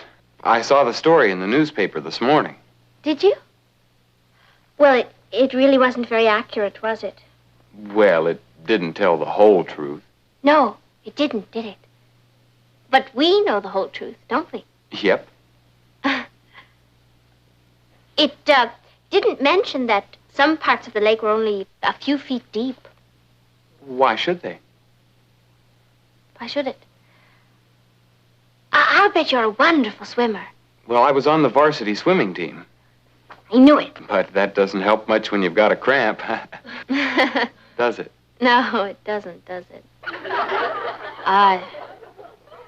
Roger, when I fell into that lake... Fell in? That was one of the most beautiful dives I've ever seen. Well,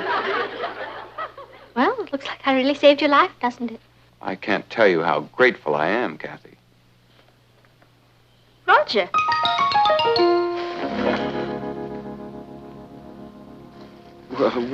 Which is which? I'm Kathy. And I'm Patty, her cousin. Nice to meet you, Roger. We were just having a little chat. Oh? About what? About you a lot. Patty almost convinced me you didn't save my life. Did she? Well, I guess you two have a lot to talk about. It was very nice to meet you, Roger. Goodbye. It's amazing. She's exactly like you. Yes. Hello, Momo, Papa. That's French. Our son, the linguist. Hey, that's a clean plate. Yeah, thanks. Are we all going down to City Hall to watch Kathy get a medal? Well, of course we are. How often do we have a hero in the family? Every day. I should get a medal for living with Patty. Lois, have Patty and Kathy been quarreling the past few days? Mm-mm. Oh, well, that's good. They don't talk to one another, but they haven't been quarreling. I'm going down to the post office to mail this letter. Can I get you anything? No, thank you, Kathy. We were just talking about your medal. Oh, I don't suppose there's any way I could refuse that without seeming ungrateful. Why would you want to refuse it? I just would. Because of Patty.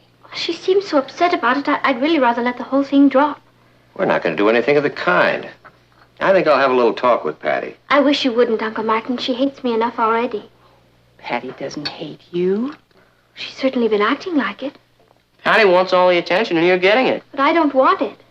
Kathy, you are going to go down and pick up that medal. And if I know Patty, she's going to be pretty proud of you. To that piece of junk. It's tin. But when I get a medal, it's going to be solid gold.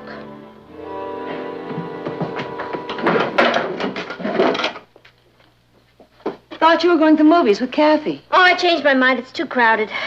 The movie's too crowded? Kathy's too crowded. You can't get near her. You think she was Joan of Arc the way everybody swarms all over her. Makes you feel proud, doesn't it? Yeah. There's enough reflected glory for all. If you like reflected glory. Personally, I'd like to go out and get my own. You know something? It's exactly what I'm going to do. See you later.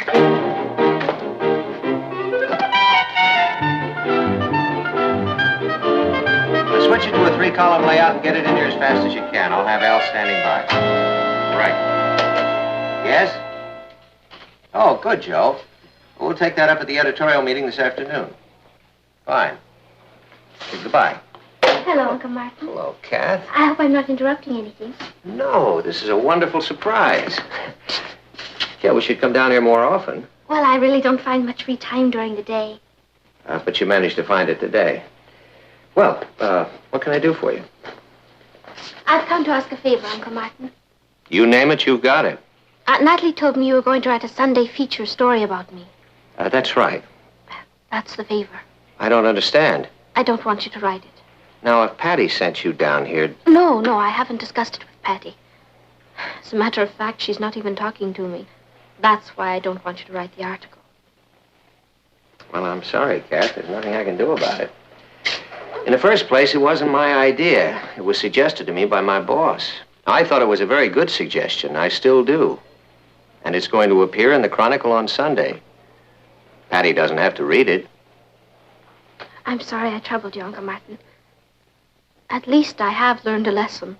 What lesson is that? Well, the next time I see someone drowning, I'll let him. See you, Tom. See you, Tom. I've never tried analysis before. I don't know if it'll work or not. I guess the idea is to be able to talk out your problem. I think I've just about figured out what's bothering me. You see, usually I'm not jealous of Kathy. Like the time that she got all the highest marks in the whole school. I was so proud I was ready to bust. Or the time that she won the music scholarship. I was so happy to think I'd won it. So basically, I really don't think I'm jealous of Kathy.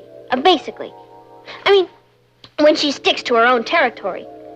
But you see, Doc, when she became a hero, well, that's more in my line. I mean, I'm much more the type. I guess I felt what you psychiatrists would call threatened. Does that make sense to you? Makes sense to me. You know something? I feel a lot better after getting this all off my chest. What do you think? Well, how should I know? I'm just trying to do this crossword puzzle.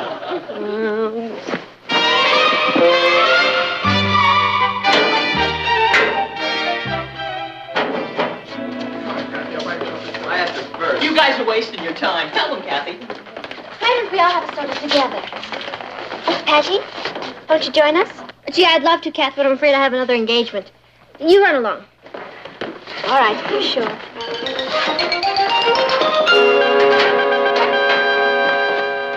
Come on, Tagger. Everybody's going over to the shake shop. You're wrong. We're not. But I'm thirsty. Well, have a drink of water. What's gotten into you? Nothing, Rich. I'm just tired of hanging around with all the kids. Why don't we take a walk by the park lake? Again? We've walked by there every day, and it's not even on the way home. All right, nobody's forcing you to go with me. Look, just because you got some crazy idea in your head... Rich, I'll go alone. Why don't you go to the shake shop with Kathy? Maybe I'll just do that. Who needs him anyway? Hello, Patty. Hello, Miss Moore. Miss Moore?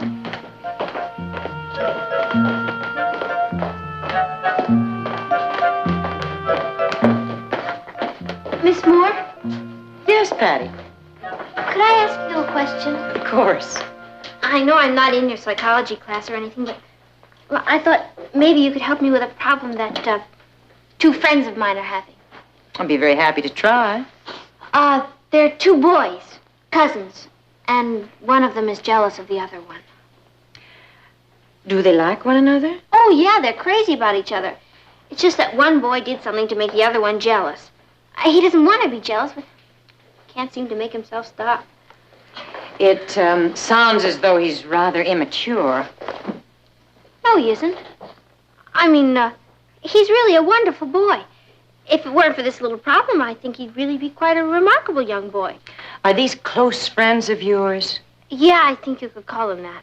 Why don't you have them come in and see me? They can't do that. They live out of town. In Africa. They just moved there recently. I see. I was going to write them a letter and include your information. Well, if this boy is as wonderful as you say he is, I'm sure he has nothing to be jealous of. All he needs to do is develop his self-confidence. Develop my self-confidence. It's always a mistake, Patty, to compete with anybody else. The only person you should ever be in competition with is yourself. I don't understand. If you do the very best that you know how, you never have to worry about what anyone else is doing. Write that to your friend. I will. Thank you very much, Miss Moore. And be sure to say hello to Kathy.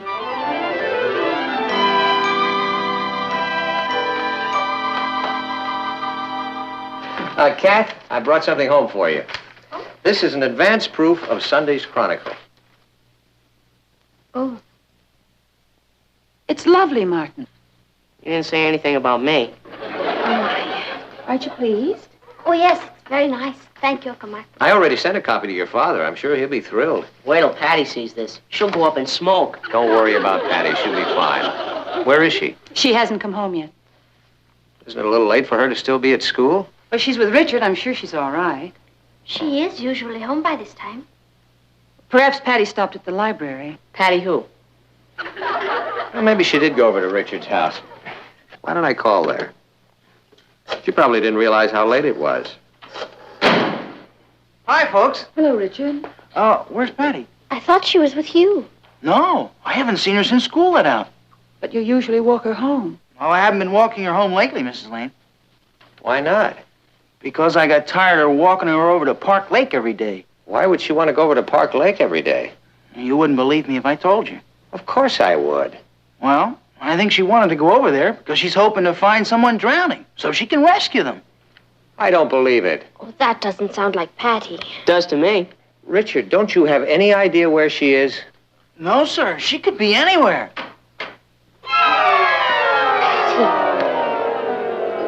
What happened? You're soaking wet. Darling, did you have an accident? I want to go home. You did it. She saved a kid. She's a hero. Congratulations, Patty. That's wonderful. Now we can go into the hero business. I ought to call the newspapers right away. Imagine having two heroes in the family. What are you talking about? I pulled her out of the lake.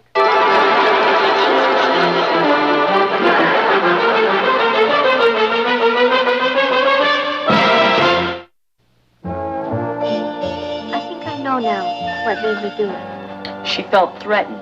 She what? It's a psychiatric expression we psychiatrists use. You see, all the time I thought I was jealous of Kathy, and I hated myself for it. That's why I kept going back to the lake. But you just wanted to get your share of attention. Well, that's what I thought. But that wasn't it at all, Papa. I was just afraid to admit the truth to myself. What was the truth? That I was a coward. You see, I kept asking myself, what would happen when the moment came when I'd have to jump in the water? And I didn't know. I thought, what if I just stood there and watched somebody drown? So I had to find out. Patty. So I kept hanging around the lake, waiting for somebody to fall in so I could test myself. Soon I started hoping somebody would fall in. What happened this afternoon? Well, I saw this boy fooling around on the shore. And I watched him. And there was a tree that was hanging over the water where it was pretty deep. And he climbed the tree, and a limb broke and he fell into the water. What did you do? I almost turned and ran home. But I knew I couldn't do that, so I jumped in after him. The only thing was he thought I was drowning, so he pulled me out. I see. You know the terrible part? I found out I am a coward. A coward? What makes you say that? Because when I jumped in that lake, I was scared to death. Patty, I let you in on a little secret. So was I. You were? Terrified. Honey, a hero is a coward who does something brave. There's no special merit in getting involved in a situation you're not afraid of. And it doesn't matter who pulled whom out. The only thing that matters is that you were willing to risk your life to save the life of that boy. Well, I guess we go back to City Hall again. Isn't it lovely having 2 heroes in the family? 3, remember? I have to live with her.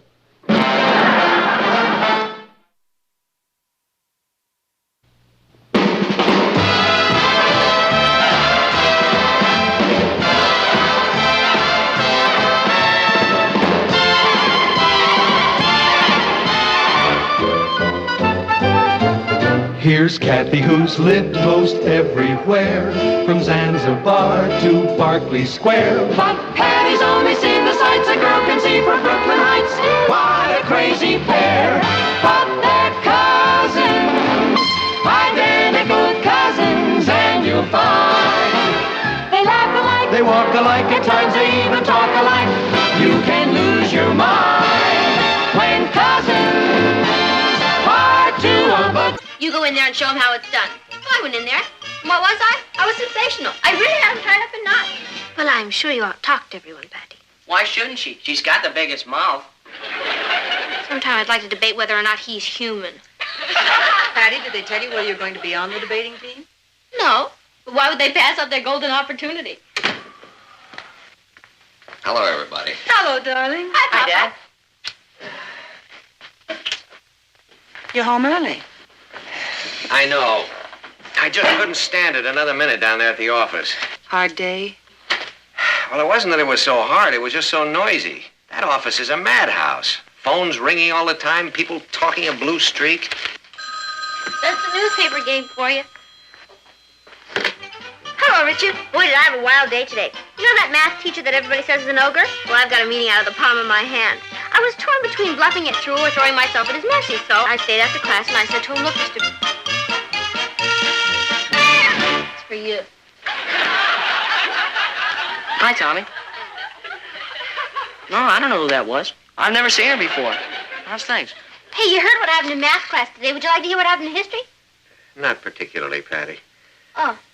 Well, you know. A funny thing happened in gym, though. I went to pick up this medicine ball and the... Darling, your father's tired. Oh, I understand. You're kidding. Hey, did you hear the joke about the marathon walker who got tired before he got to the finish line? It was like this. Patty, don't you ever stop talking? I guess I just have a lot of interesting things to say, that's all. Oh, yeah? Okay. I'll talk to you later, Tom. Bye. I don't have to talk, you know. I just do it to be sociable. I think Patty's just excited about the debating team. Don't defend her. She couldn't keep quiet if her life depended on it. Oh, couldn't I? I'll bet you I could keep my mouth shut for 3 days if I wanted to. That's a bet. What do you mean? I mean that if for the next 72 hours you can go without saying one word, I will give you an extra week's allowance. In fact, I'll give you 2 extra weeks' allowance. Are you serious? Dead serious. It's a deal. When do we start? Right now.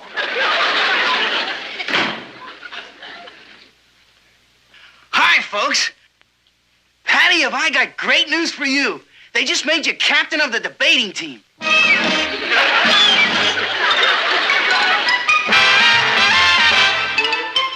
Meet Kathy, who's lived most everywhere, from Zanzibar to Berkeley Square. But Patty's only seen the sights a girl can see from Brooklyn Heights. What a crazy pair, but they're cousins, identical cousins all the way. One pair of matching bookends, different as night and day. Where Kathy adores a minuet, the ballet russe, and crepe Suzette. Our Patty loves to rock and roll, a hot dog makes her lose control. What a wild duet, still they're cousins, identical cousins, and you find they laugh alike, They walk alike, at times they even talk alike. You can lose your mind when cousins are 2 of a kind.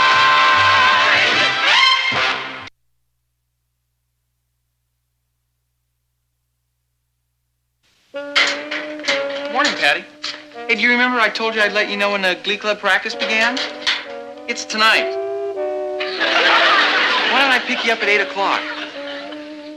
8:30? Has something the matter with your throat? Something wrong with your head? Well, I hope you feel better. See you later. I wish he'd stop hanging around you. Doesn't he know you're my girl? Well, if he doesn't, why don't you tell him? Yeah, I know. But you could talk yesterday and the day before that and the day before that. You know what I think? I think you're fickle. As a matter of fact, I think you're the most fickle girl I've ever gone with. And I have gone with hundreds. This little bet of yours is a good idea. Gives me a chance to get some things off my chest. You're a very spoiled girl, Patty. And ungrateful. I mean, if you have me, why would you want to look at anybody else? Yes, sir, this is a whole new side of you. I mean, we can really communicate. Well, I have to be running along. I really enjoyed our little chat. I asked you to come to the shake shop with Gloria and me, but I guess it wouldn't be any fun for you in your condition. Bye.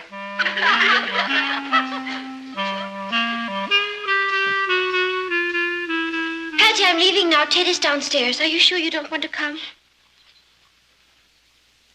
What are you doing?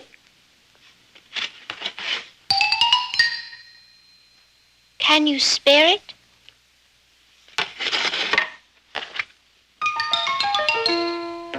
Don't you what? Patty, are you sure you're all right? I'm not so sure this bet was a good idea. You have 2 more days to go. I hate to leave you alone. Someone's coming? Who? Richard? All right. Have a good time. Good night.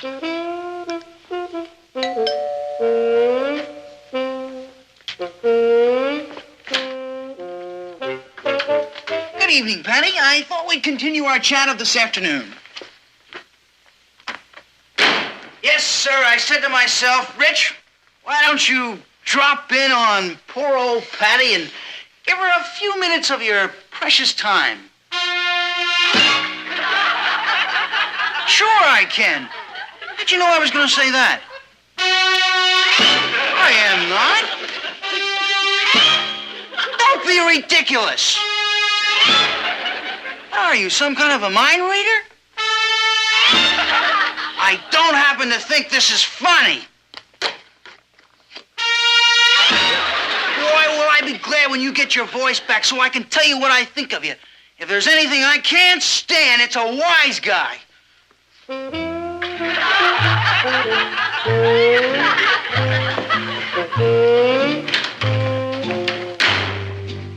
Boy, talk about thunderclouds. What was he so mad about?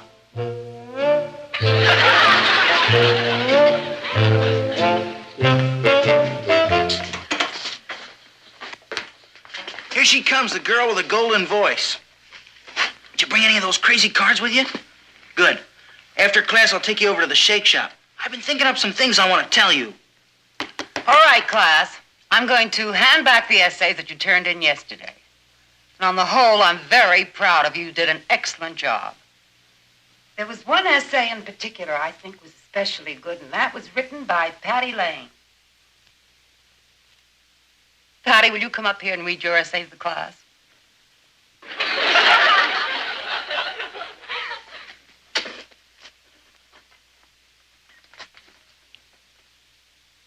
Do you have a sore throat? Well, can you talk?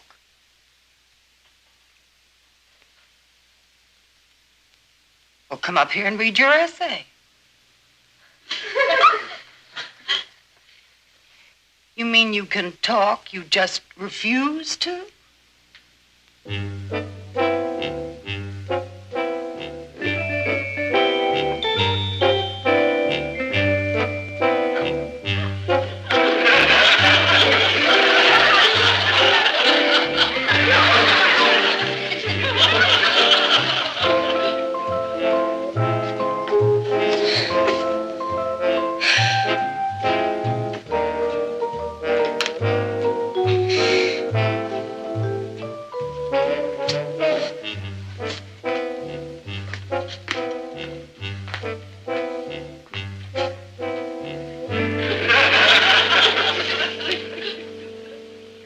finish? 100 times? Very well, then. You may... You may do it over again. Stubborn has 2 B's.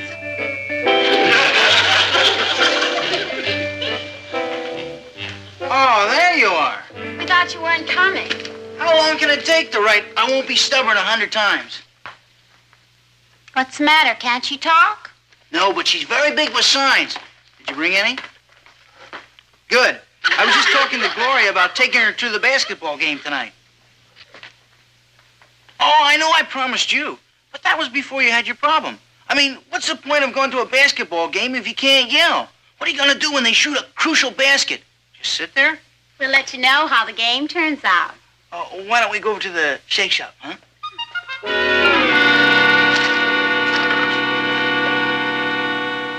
Patty can't stand not having the last word. No? Look.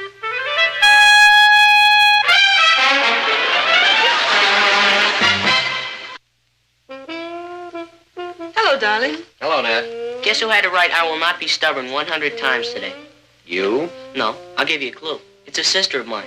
Oh, I'm surprised. Patty's not stubborn. It was all a misunderstanding. Miss Blake asked Patty to read her essay to the class, and Patty refused. Why? Because of her bet with you. That silly thing? Oh, Patty doesn't think it's silly. She's taking it very seriously. Well, it's all well and good, but I never intended it to interfere with her schoolwork. Maybe I better have a little talk with her. If you do, it's going to be very one-sided. She's really stuck to this, hasn't she? 2 whole days. Of course, it's a little like damming up Niagara Falls. When you open the floodgates, run for your life. She probably won't stop talking for a month. But you know, I bet there isn't another teenager in the country who could go 3 days without talking. Maybe you should bottle this. Then you make a fortune. I think some of the other children are getting in digs at Patty. And another thing, Richard is taking Gloria to the basketball game tonight. Say, Nat, why don't I just call this whole thing off? I didn't realize it was going to be so rough on her. I could just tell Patty that I'm convinced she can do this for another day, and I've decided to throw in the sponge and pay her. I've already tried it. What do you mean? I told her that you were convinced that she could do it for another day, and you had decided to throw in the sponge and pay her. What did she say? She said no. Well, she didn't exactly say no. She shook her head no. But why? I mean, she's just out to get the money. Oh, that's what I thought, and we were both wrong. It's the principle of the thing. She is determined to stick it out, Martin. Yeah, well, maybe if I had a little talk with her. Won't do any good. Her mind is made up. Miss Blake was right. She is stubborn.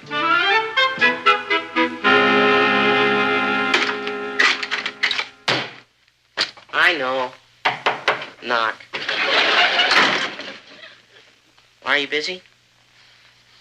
Good. And there's a couple of things I want to say to you. I know you can't answer back, and I may never get this opportunity again. So, I just want to tell you that I think you're the greatest sister in the whole world. I tease you a lot, but I wouldn't trade you in for a new ham set with batteries. Well, that's all I have to say. I'll start yelling at you when you can yell back. Come on, cut it out. Something I can't stand, it's a sentimental thing.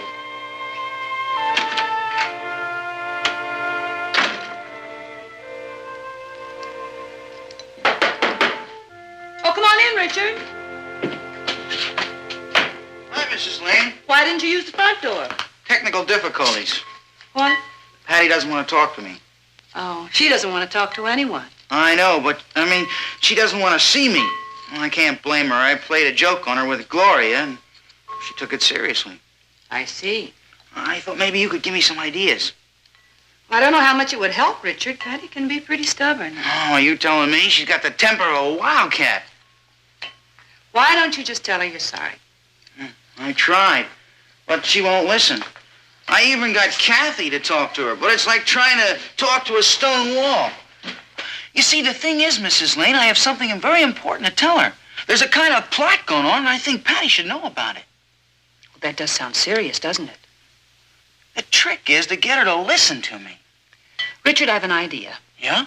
There's one form of communication that Patty has never been able to resist. Why don't you go home and call her on the telephone? Mrs. Lane, you're a genius.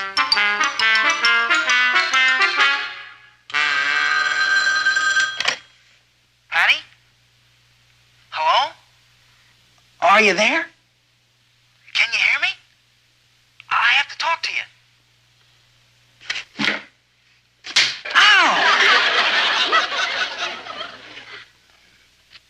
If you can hear me, rap twice.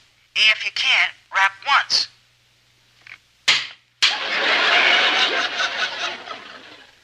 You don't have to yell. It's very important, Patty. What do you say? Ah, come on. Can't you take a joke? You don't think Gloria means anything to me, do you? Well, you're wrong. That's why I have to see you. I'll come over in a half hour, okay?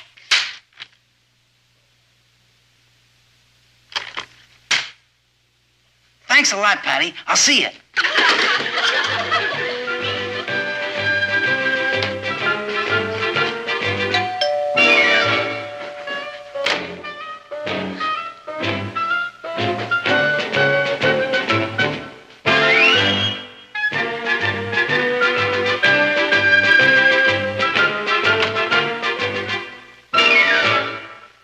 I hate to bother you, Patty, but this is important. I was only joking. I told you I'm sorry. I admit I was wrong. I'm crazy about you. Patty, are you all right? Kiss me once for no and twice for yes. Oh, that's better. Can you talk now? Oh, well, when will you be able to talk? I'm not asking for me. I'm asking because I think you're in trouble. You know, Gloria tried out for the debating team, too.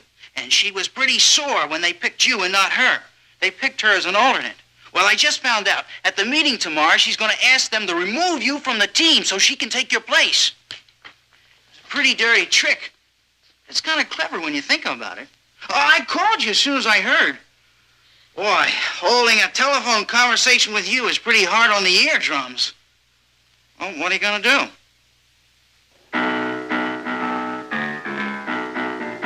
You can't do that. Patty, what time is this bed up tomorrow?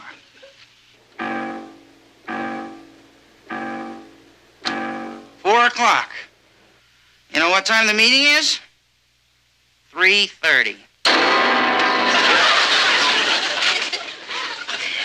That is the meanest trick I've ever heard of. There must be something you can do, Patty. You go into that meeting tomorrow and you say. All right, then write it. No, I suppose you're right. If Gloria's out to get you and you can't talk, you don't stand much of a chance. Patty, why don't you forget about the bet? Actually, it's only a half-hour's difference. Your father wouldn't mind. Isn't it important to you to be on the debating team? You're not going to let Gloria get away with this. Are you?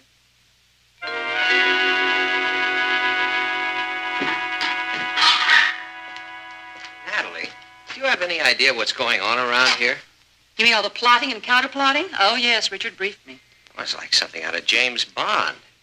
I mean, I'm the last man in the world to meddle in the affairs of young America, but Gloria's plan to get Patty off the debating team is diabolical. I know. There's only one other person I know who could have thought up a scheme like that. Who's that? Patty. Well, it just isn't fair. I mean, Patty earned her place on that team. Now she's going to lose it because of a silly bet. Oh, perhaps she won't lose it. Well, Gloria's got that meeting scheduled for 30 minutes before Patty can talk. Patty can always cancel the bet. Oh, she won't. I just tried that again. What'd she say? She didn't say anything. Just held up a sign that read, "Forget it, Popple. I'm a born loser." When I went up to see her, she held up a sign that said, "If silence is golden, I'm going to be a very rich kid." At least she's got a sense of humor about it. I'm afraid I haven't. It's all right for Patty to joke, but I know how much being on that debating team means to her. She's wanted it all year. There must be something we can do. What? Well, for one thing, I could go to that meeting tomorrow and make a fool of myself. Want to hear a confession? Yeah? I thought about going to her school and setting the clock back. It's terrible. Wish I'd thought of it. You know what the real trouble is? We're trying to solve Patty's problems for her. It's up to her to solve it for herself. Yeah, but that's just the point. She won't. She's given up. It's not like Patty. She's going to let Gloria win this without putting up a fight. The trouble is we're not used to Patty losing. Well, you can't win them all. Oh, I suppose not. How does she get herself into these things? She got into this one with a little help from you. Next time I'll learn to keep my big mouth shut. Want to bet?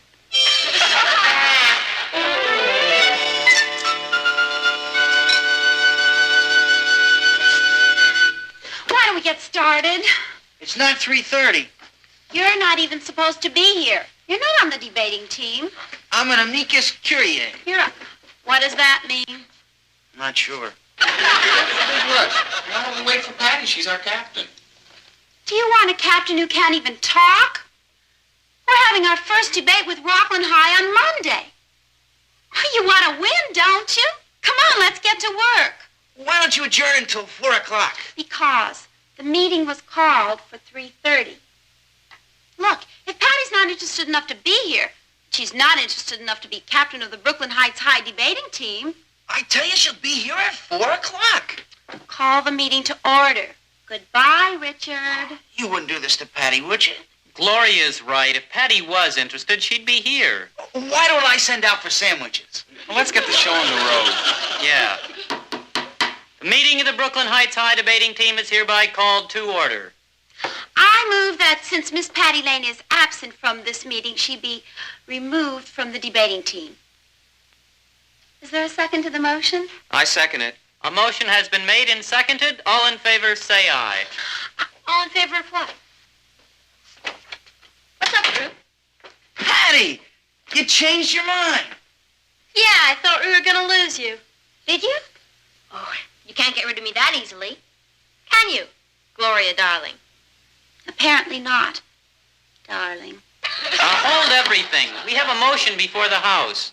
All in favor, say aye. Aye. All opposed, nay. Nay.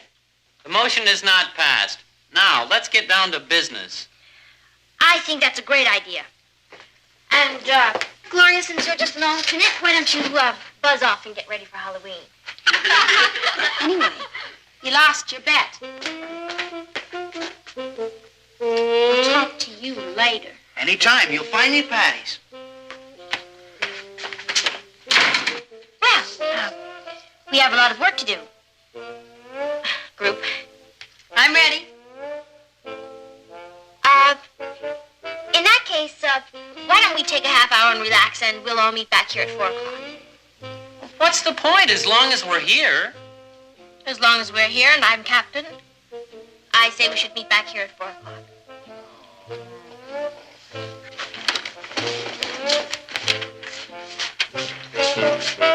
Boy, I didn't think you were going to get here on time.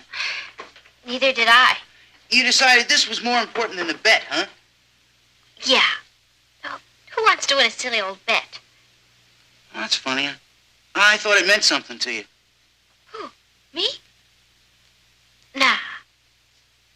I guess you're glad I got rid of Gloria. Once for no and twice for yes.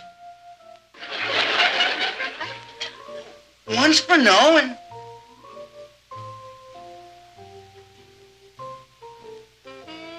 No!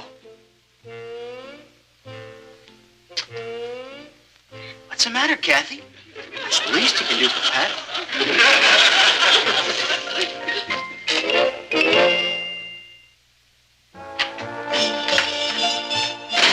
Hello, Nat. Hello, darling. Well, tonight's the big night. Patty talks. Martin, you're going to I'll be bet so- I was right about Niagara Falls, wasn't I? Well, if I'm not mistaken, she started bending your ear at 4 o'clock on the dot, and she hasn't stopped talking since. She is at home, isn't Oh, she? yes, darling, she is at home. There she is, the chatterbox of Brooklyn Heights. Honey, I'm really proud of you. You did it. Are you glad it's over? Did you have a good day? Oh, I owe you some money, don't I? You can talk now, you know. You won the bet.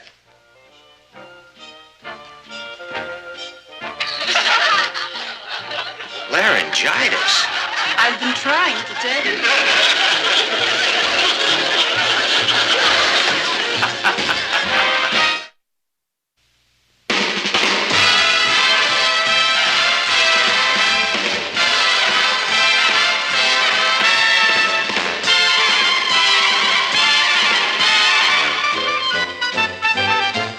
Here's Kathy, who's lived most everywhere, from Zanzibar to Berkeley Square. But Patty's only seen the sights a girl can see from Brooklyn Heights. What a crazy pair.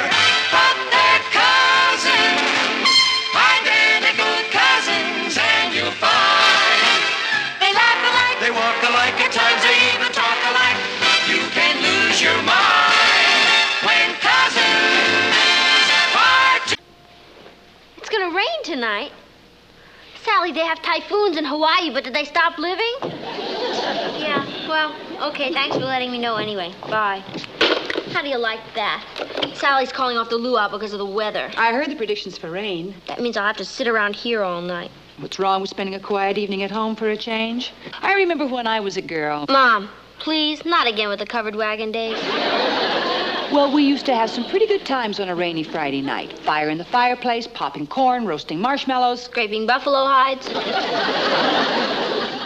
Hey, maybe Rich would like to take me to a movie tonight. I'll give him a jingle.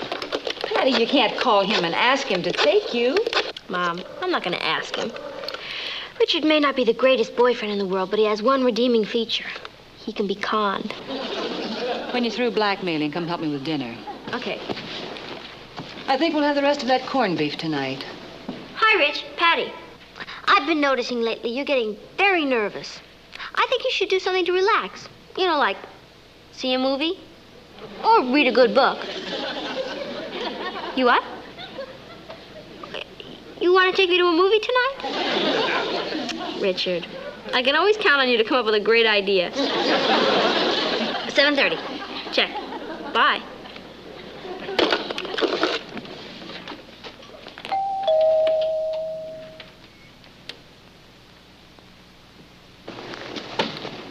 Yeah.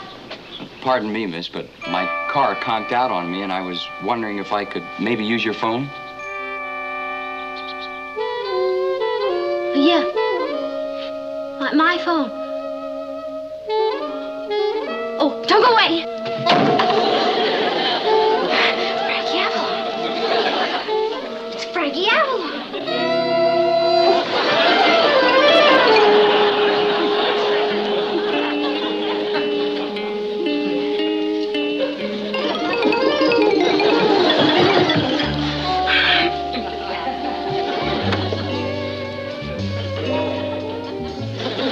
Won't you come in?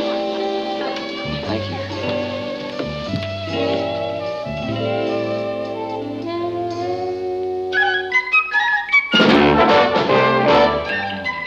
Meet Kathy, who lived most everywhere, from Zanzibar to Berkeley Square. But Patty's only seen the sights a girl can see from Brooklyn Heights. What a crazy pair! But they're cousins, identical cousins all the way. One pair of matching bookends, different as night and day. Where Kathy adores a minuet. The ballet russe and crepe Suzette. Our Patty loves her rock and roll, the hot dog makes her lose control. What a wild duet, still they're cousins, identical cousins, and you'll find they laugh alike, they walk alike, at times they even talk alike. You can lose your mind when cousins are two of a kind.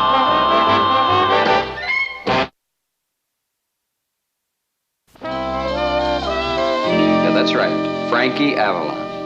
Right. Well, look, I'm scheduled on your 6:20 jet to Los Angeles. But I may not make it, so how soon can you put me on another plane? Who is at the door, Patty? No planes at all? Well, how come? Fogged in. Oh, that's funny. The sun's shining out here in Brooklyn. You're not taking off from Brooklyn, I see. Is it that pesky little boy from next door again? Well, how long do you think it'll be before I can get another flight? 4 or 5 hours? Patty, can't you hear me? Mom, it's Frankie Avalon here in person. Well, tell him to run on home. You have work to do. Oh, this number? It's 624-1098. Oh, look, I'll be leaving here soon. Right.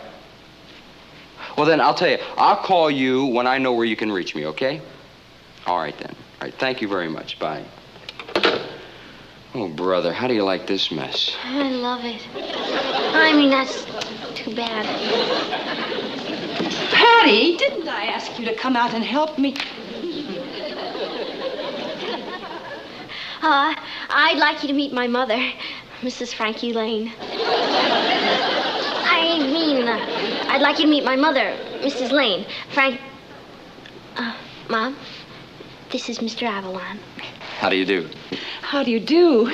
Oh, gee, I didn't know that it was you when I told you to run on home. Oh, that's okay. A lot of mothers have told me that. Look, I'm awfully sorry for barging in on you like this, but, well, you see, my car, oh, actually, it's not my car. It's a car I rented to see some friends of mine in Connecticut. But on the way to the airport, it kind of, well, just stalled on me and... Oh, well, look, my husband will be home soon. He can drive you to the airport. No, he won't. I mean, no, he can't. Because the airport's fogged in for hours. So I guess you'll just have to wait around here. Oh, no. Look, I wouldn't want to impose on you. I'll just call the car rental place and have him... No, it would take him days to get here. Hey, I know a groovy mechanic nearby. I'll call him, and he'll fix the car for you. And look, while I'm calling, you just go on and sit over there and make yourself at home. Relax.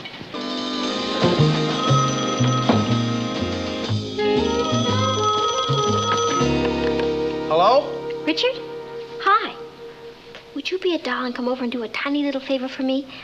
I want you to fix a car for a friend of the family. Gee, Patty, I just got out of my work clothes and started to clean up for our date. What do you mean, forget our date? Richard, stop being difficult and just come over. But don't hurry. But you just told... Hello?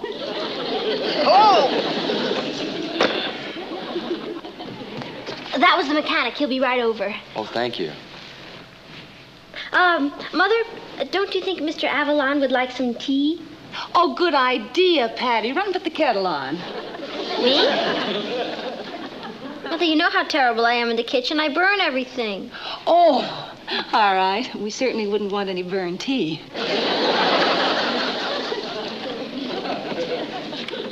Well, here we are.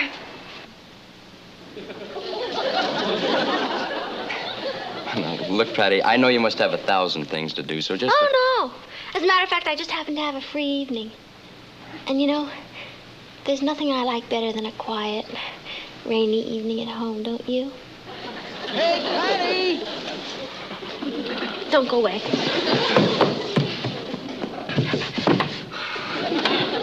Hi, Patty. Oh, can I come in? Whoever heard of fixing a car in the house? How did you get here so fast? I hurried over to find out why you didn't want me to hurry. Exactly who does this car belong to? A rental company. Well, then why don't they fix it? Richard, you're never going to get anywhere asking a lot of useless questions. Oh, boy, it sure looks fouled up in there.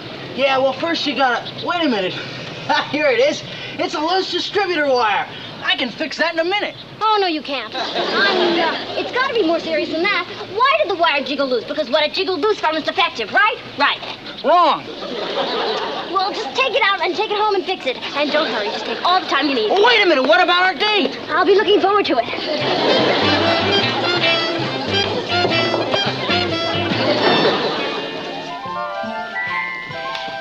That Carla's a mechanic. Oh, good. Will it take him long? Well, he's not one of those fly-by-night mechanics. He's very thorough. He took some little thingamajig home to his shop to work on it. Oh, no. I should have called the car rental place and they Oh, would... well, it's too late now. It's done. Why don't we just sit down and relax? It won't take long. Hardly a couple of hours. A couple of hours? So I guess you'll just have to stay and have dinner with us. Look, wait a second. I can't move in on you people, put you to all that bother. Oh, it's no bother. We have to eat anyway. Why, of course. All we have to do is put on an extra plate. It's no trouble, really. Well, all right. But only on one condition. Promise you don't go to any extra fuss for me, huh? Oh, I don't have to promise that. You're just going to have to take pot luck. Oh, I hope you like corned beef. Wonderful. Love it. Mother, I think I'll help you get dinner.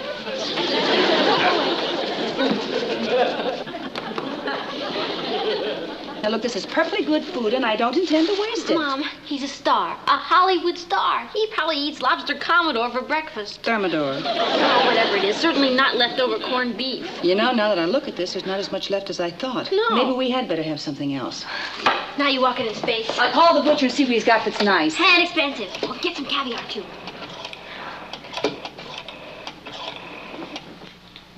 This is Mrs. Lane. Do you have any rock Cornish game hens? Wonderful. We'll need 6. And could you send them over right away, please? Thank you. Oh, that's great. He'll love those rock Cornish gamish things. Mom, now would you run next door and borrow Mrs. Marlowe's good silverware? Oh, Patty, I'm not going to put on airs just because he's a celebrity. Mom, he's not just a celebrity. He's Frankie Avalon. Please, I gotta get back in there. Please, Mom. For goodness sake. Our tableware is plenty good enough for us, but not for Frankie Avalon.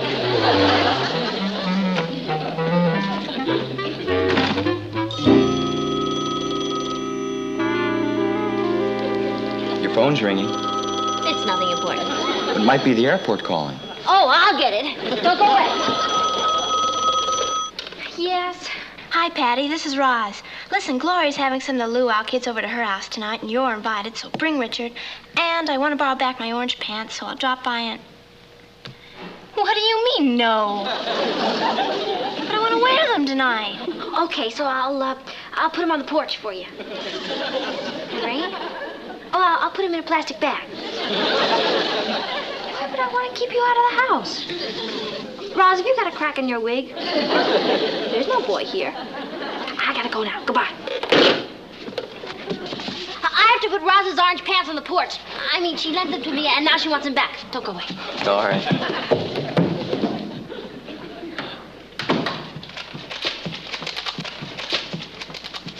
Man, you sure took care of Roz's pants in a hurry. I didn't know anyone was here. Frankie Avalon.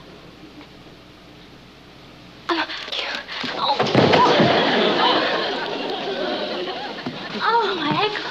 Are you all right? I think so. Which ankle is it? It doesn't matter.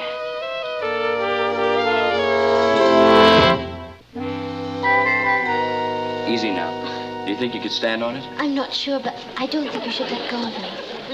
Well. Oh. What? She's Patty, and I'm Kathy, her cousin. For a minute there, I thought I was getting a little wiggy. Kathy, for heaven's sake, stand up. That's hardly ladylike. Oh, she hurt her ankle. Here, Kathy, better get you over to the couch. Thank you. I really don't think we should take any chances. Why don't I get her upstairs and into bed and out of the way where she'll be more comfortable?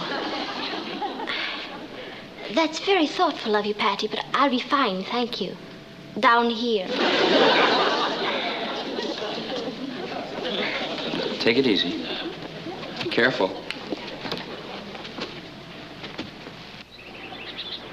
Boy, that guy. If it wasn't his ball.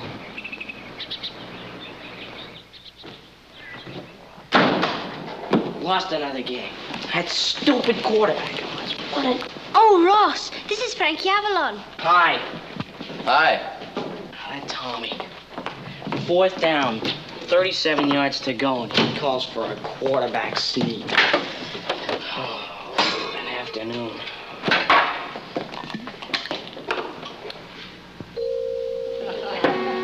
Frankie Avalon.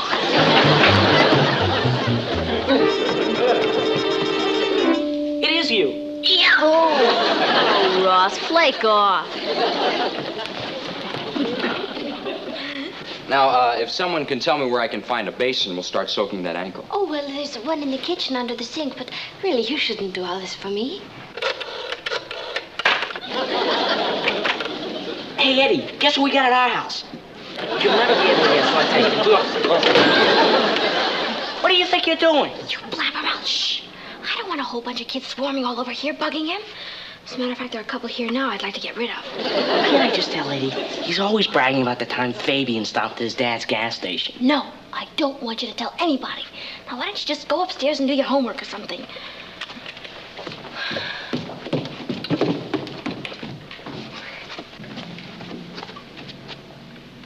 Where'd he go? He's in the kitchen.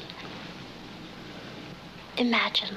Frankie Avalon taking care of me. Yeah.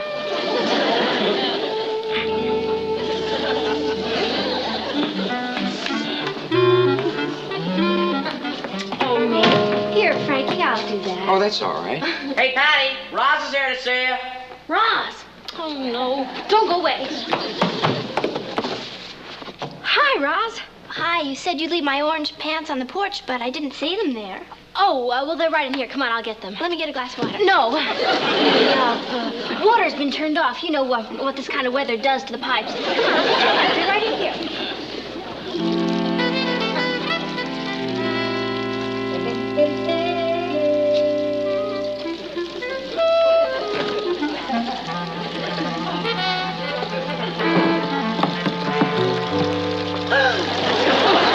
What are you doing in here? I mean... Kathy sprained her ankle a little, and we're trying to keep the swelling down. Oh, for heaven's sake, you shouldn't be doing that. Where's Patty? She's, whoops. Oh, no, it's that thing leaking again. My husband just fixed it last week. Oh, don't you get down there. You'll get sopping wet. But maybe I can fix it. You got some wrenches? Well, yes, but don't you do that. I'll call the plumber. We may be flooded by then. I think you better get some wrenches. Well, all right.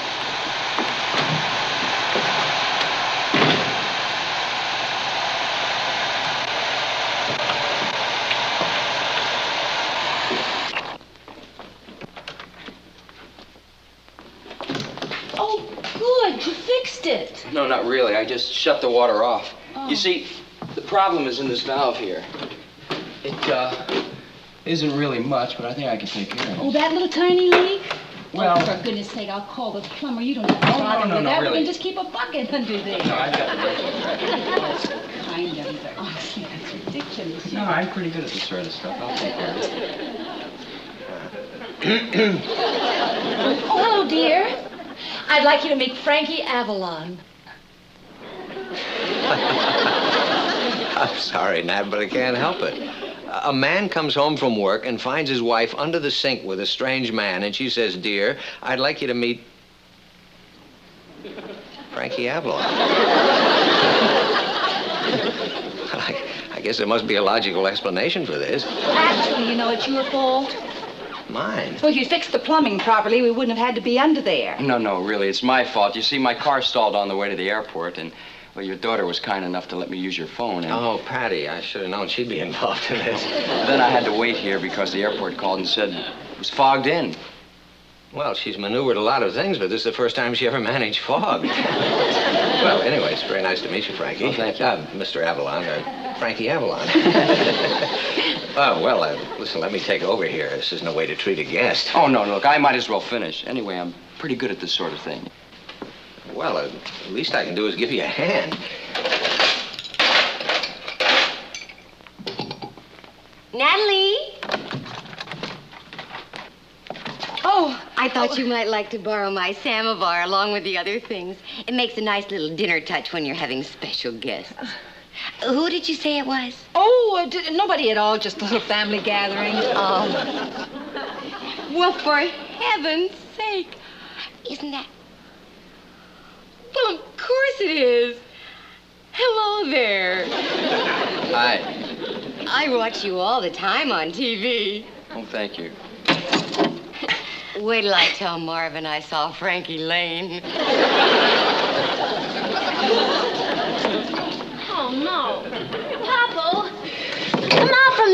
hurt yourself. Oh, don't be ridiculous, Patty. I know how to handle tools.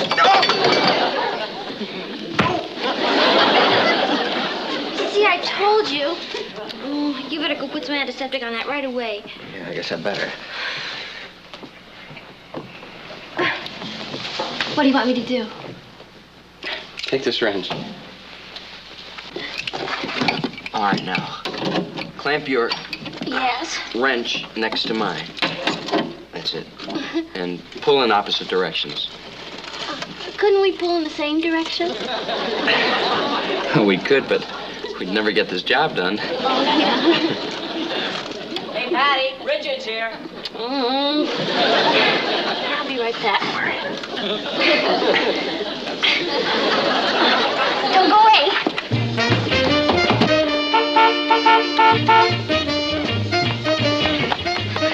What do you think you're doing? I did what you told me to do. I took the distributor out, I checked it, I put it back in, and everything runs fine. So you can tell your friend he can go home now. Can I come in and wash up? No. Why not? Because my father's fixing the water. It's out of condition. Oh, what are you talking about? Richard, will you stop arguing and go home and wash up? You're a mess.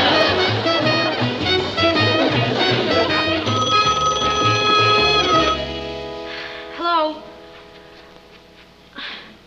Who's calling? The airport? Which Mr. Avalon did you want to talk to? Is that the airport? Just a minute. Here he is. Oh, thank you. Hello? Yes, speaking. Oh, good. How soon? Oh, sure, I can make that. Right, thank you. Well, the fog's lifting and my plane takes off in 45 minutes. I can just about make it if I hurry. Oh, the car, Patty. What about the car? It's fixed. Oh, how can I ever thank you? That's okay. And Mrs. Lane, I'm awfully sorry to miss out on your corned beef. I really am. But at least you didn't go to any extra fuss for me. Oh, no fuss at all. Kathy, Goodbye.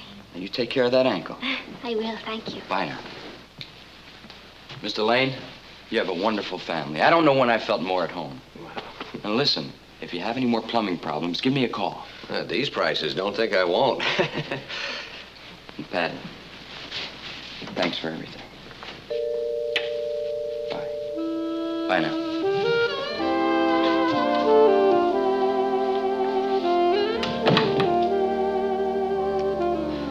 Well, if anybody's still interested in Cornish game hens by silver candlelight, you better go wash. Wash. I'll never wash this cheek again as long as I live.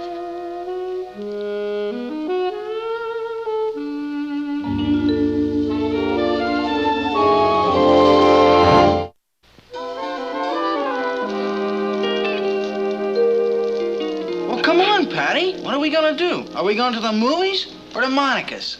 I don't know, Rich. I really don't feel like doing much of anything. Why don't we just stay home and listen to some records or something? Well, that's cheaper than going to the movies. What do you want to hear? The Stones, the Animals, the Beasts. Rich, how about something more like, what's his name? Frankie Avalon? Frankie Avalon? What a way to spend an evening.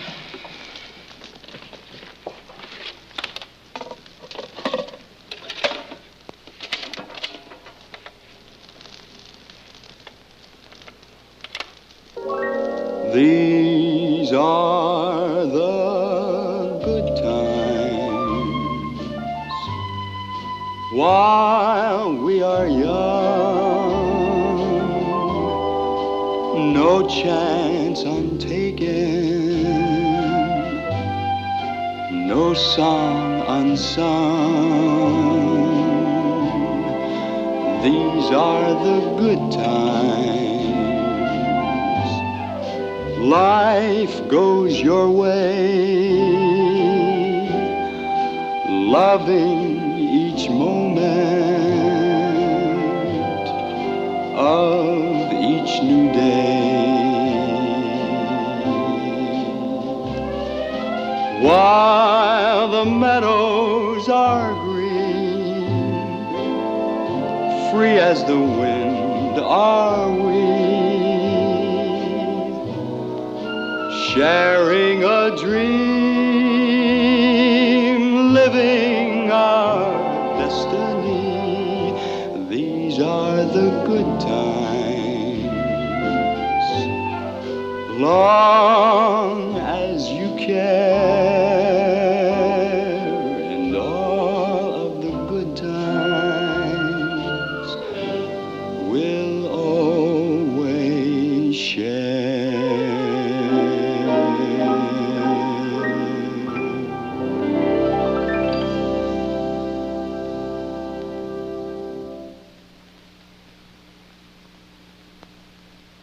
Wow! Well, what? You never kissed me like that before.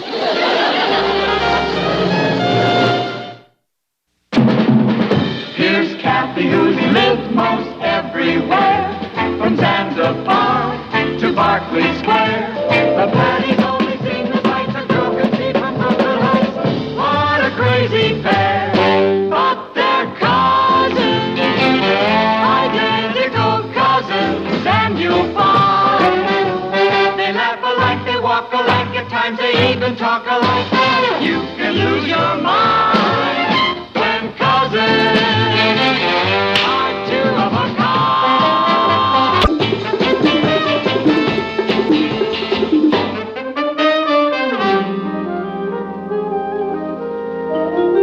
Good morning. Hello, I'm Mrs. Lane. My daughter Patty is Dr. Fenneman's patient. Oh, yes. Dr. Morgan will be with you in a moment. Won't you sit down? Thank you. Would you relax and stop worrying? I'm not worried, Mom. I'm just embarrassed. Having your tonsils out at my age. The kids at school think I'm some kind of nut. It's just embarrassing. For goodness sake, Patty. Besides, if I take time out from school, my work will suffer. You can make it up. How can you make up missing a class dance? Mom, can't I have them out later when it's more convenient? Like when? During finals would be more convenient. Besides, there's nothing wrong with me. I just have a silly sore throat. Would Dr. Fenneman send you to a surgeon if it was just a little sore throat? It's tonsillitis. Mom, you're making a big deal over nothing. It hardly hurts at all. Mrs. Lane?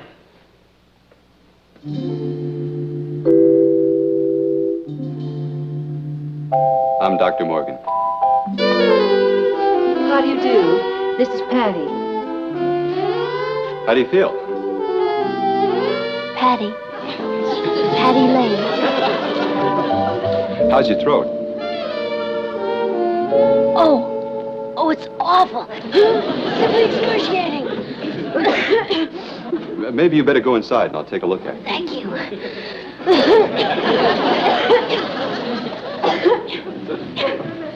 Don't be alarmed. Through these portals pass some of the greatest actresses in the world. Excuse me.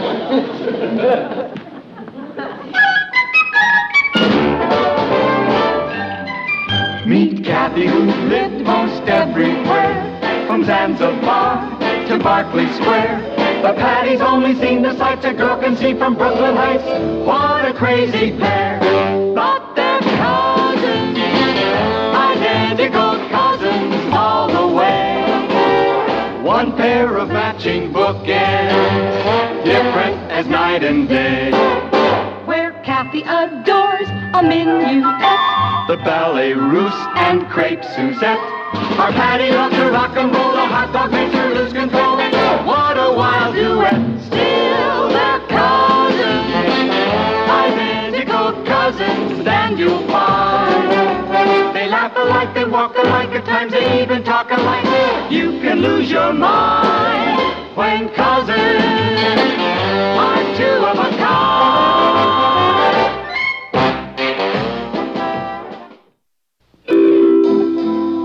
I get the feeling you're not too thrilled about having your tonsils removed. Whatever gave you that idea? And Dr. Finneman told me about you. Well, he didn't tell me about you. Well, why don't you sit down and we'll take a look. Aside from your throat, have you had any other symptoms? Hot and cold and a little dizzy. Well, when did that start? A couple of minutes ago. You can sit back and relax. All right, open up and say, ah. Ah, Well, I'm not crazy about what I see. I am.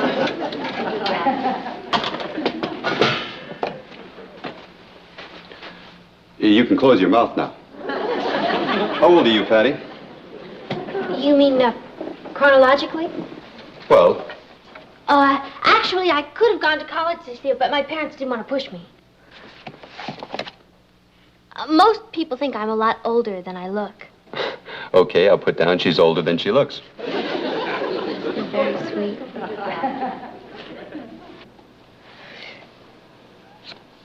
My, that's an interesting frame.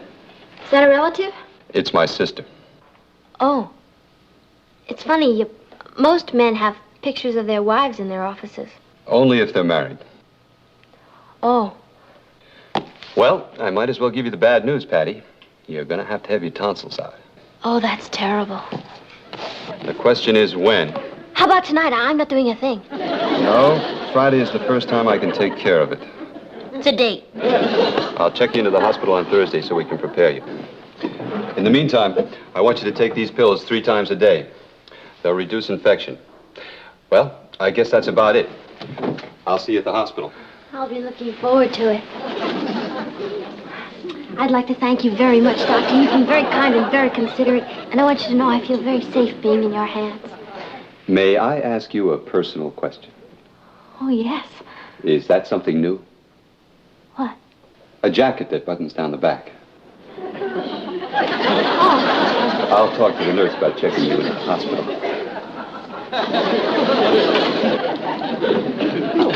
These came from the boatyard, Doctor. Is this the boat you're thinking of buying? What do you think of her? She's cute. Cute. I think she's a beauty. Isn't she kind of small? She's as trim as they come. Great lines. That's what I've always dreamt of.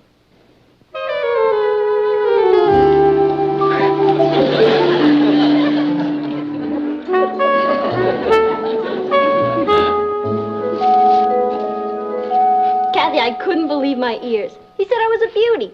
Trim, with great lines. Patty, are you sure you didn't misunderstand? How could I? Mom was the only other person in the office. Still, don't you think you're going a little overboard with all of that? You don't think I'm going to wear my crummy kid stuff to the hospital, do you? What does he look like? Kathy, you'll absolutely flip when you see him. He's tall, with kind of streaky blonde hair, and way out eyes that kind of look at you. You know what he looks like? Have you ever seen Troy Donahue? Yes. Well, he's even better looking than that. Boy, am I glad I got an A in first aid. How we doing, hon? It balances.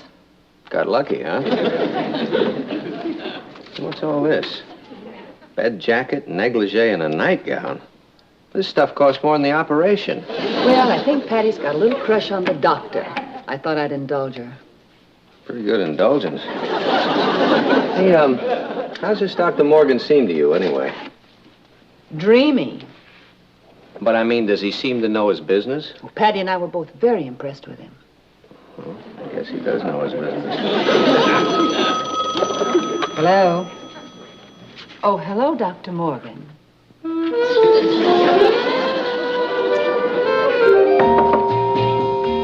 Hi. Who said you could come in? Well, I knocked, didn't I? Get up, you're gonna drip all over my new nightgown. Why don't you drip downstairs? Not me. I stay clear of doctors. Doctors? What doctor? Dr. Dreamy. He just called and said he was coming over. Why? Probably wants to collect his bill in advance. Kathy, do you suppose he's coming over to see me? I doubt it. Well, you really are a doubting Thomas. You know, if everybody had your attitude, nobody'd believe in love at first sight. Thanks for dropping these off, Doctor. Yeah, it certainly was nice of you. I'd have been happy to come by and pick them up. Oh, that's all right. It's important that you get started on those tonight.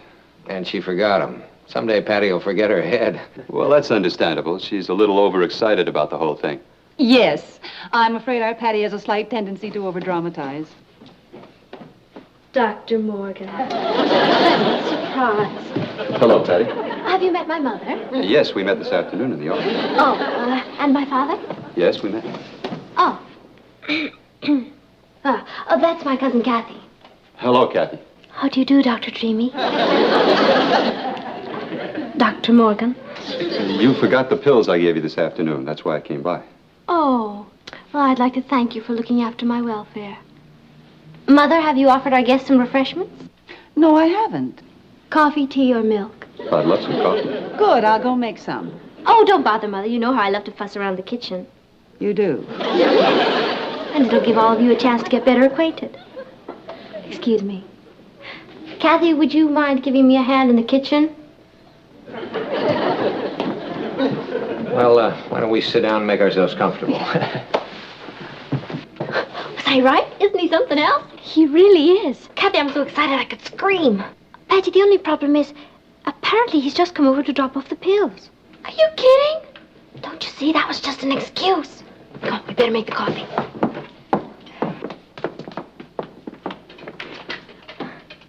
How do you like her? She's a beautiful model. Yeah, it's a model of a boat I used to race on. Oh, really? Maybe you could give me your opinion. I was thinking of buying this sloop. Isn't she a beauty? I can understand why you were carried away. I saw her just once, and I couldn't forget her. Everything all right, girls? Yeah, everything's fine. Well, what do you say, Kathy? Pat, you're the luckiest girl alive. I know. Oh, boy. I hope that's not Richard. Hi, Mr. Lane. Oh, hello, Richard.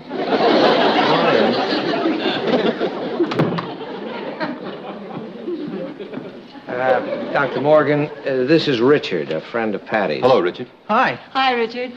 Where's Patty, Mrs. Lane? Oh, in the kitchen.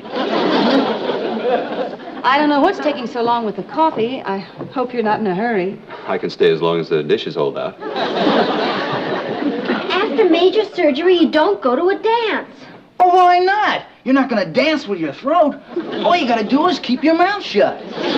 Richard, you really don't know much about medicine, do you? After this kind of a thing, the whole body is in a state of shock. Okay? I'm not going to the dance either. Why not? I don't mind if you take somebody else. I'm not interested in taking anybody else but you. Richard, there's something I have to tell you. Yeah? You've heard of puppy love. Yeah. Well, there's nothing wrong with it. It's very sweet and very romantic. But like everything else, one day the puppy grows up. Do you understand? Hey, that's great! Well, where is it? What? The puppy they gave you because you're going into the hospital.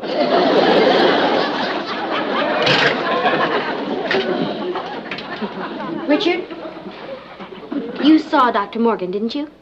Sure, in there. Right. Now, I only just met him. But sometimes when two people meet, zap, it happens. It's a matter of chemistry. Do you know what I mean? He's a chemist? I thought he was a doctor. I think you'd better stop beating around the bush. Richard, in the short time I've known Dr. Morgan, I've grown very fond of him. And it certainly seems vice versa. That guy in there? You're kidding. He's a very distinguished surgeon. He's an old man, is what he is. Of course you're hurt now. But one day you'll get over it and you'll realize that this whole thing is bigger than both of us. And in the meantime, you've got to do me one favor. What? Go home.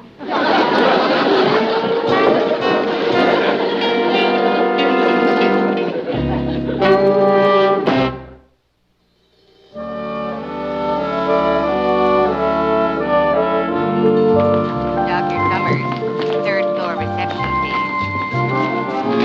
All I can say, Ross, is he's just too beautiful to be true. You heard what? That's ridiculous. Where did you hear that the doctor and I were going steady? It's all over school? Well, for your information, Roz, Dr. Morgan and I are just good friends, and the rumor you heard is absolutely, well, it's absolutely premature. Right. Goodbye. What'd she say? I'm not sure. I think she denied it. Then again, she didn't. Uh-huh. That's just what all the other girls said. I think a girl should finish her education first. Roz, How would you like to make a little sick call? On Patty? Right. And if she's not sick now, I think she will be. Oh, Miss Peters, you should know about this. What kind of qualities do you think a doctor's wife should have? Why do you ask? Well, I have this friend who's on the brink of going steady with a doctor. Well, a doctor's wife should be the kind of woman who can get along with 2 hours sleep, doesn't mind getting up in the middle of the night to fix a pot of coffee, and doesn't get drunk at medical conventions.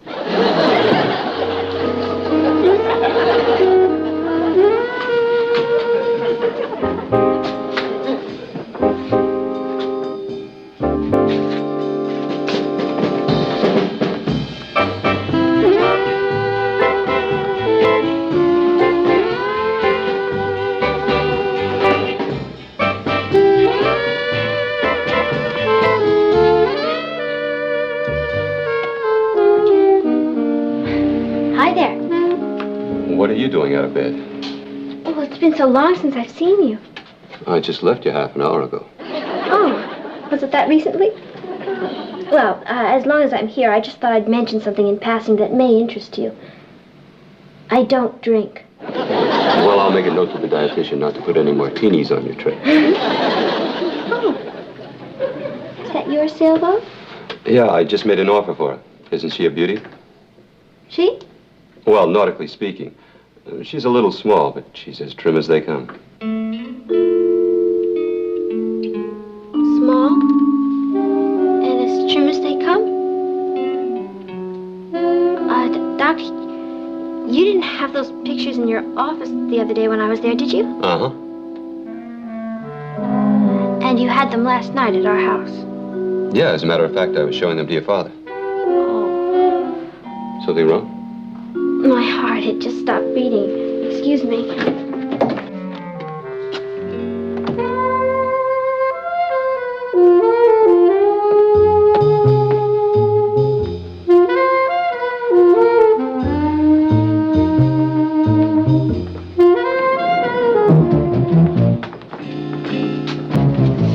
Her room number's 215. It's got to be right over there. Patty!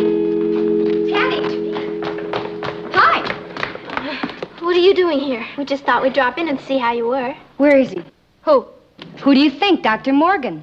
Oh, him who? He's around. Well, we're dying to meet him. Oh, well, he was just called out on an emergency in Flatbush. You just said he was around. Oh, well, that's it. He is around. In Flatbush, trying to find the emergency. Dr. Morgan. Yes, Miss Peters. Dr. Morgan? You're just too groovy. Oh, Patty, you must... Don't look at terrible accident. Where? Calling Dr. Paisley. Calling Dr. Paisley. I'll get this one, Joe. You get room 203.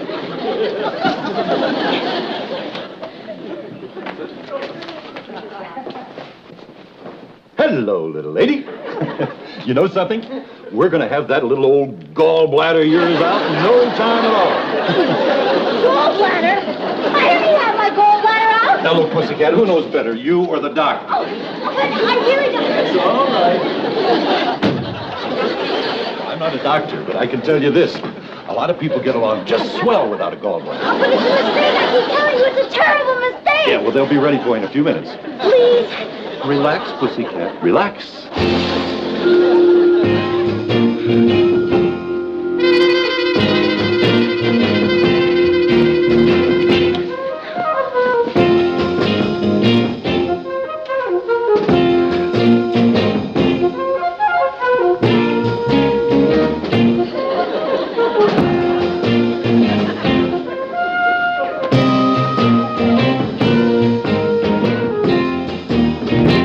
Scrubbed up yet? What are you waiting for, an engraved invitation?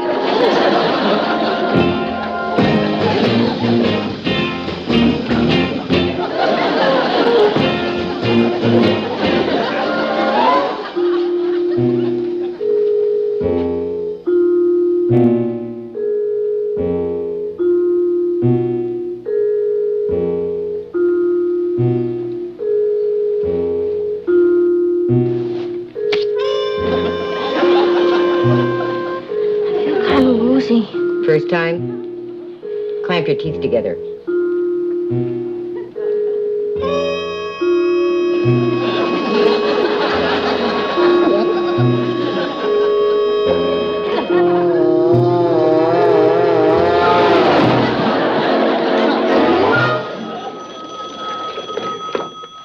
Dr. Morgan. Yes, Miss Peters. Patty, no, she's not here. What do you mean you can't find her? Well, check it out and call me back. Dr. Morgan? Yes? I'm Richard Harrison, Patty's friend. Oh, sure. Hello, Richard. What can I do for you? Sit down. I'll stand. I'm here to lay my cards on the table. What? Lay my cards on the table? Face up. Oh, I know. You think I'm just a kid, and you're an older man. But long before you met Patty, she was gone steady with me. Since kindergarten, if you want to get down to cases. I suppose Patty discussed this with you? Sure, that's how I found out. All I want to tell you is, don't pick up the marbles yet. I shouldn't. That's right. I'm still in the game.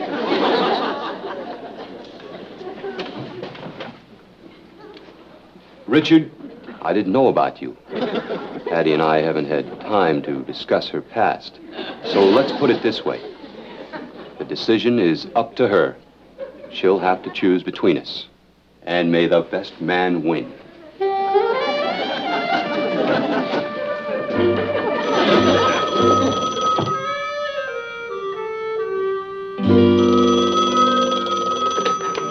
Dr. Morgan. Yes, Miss Peters.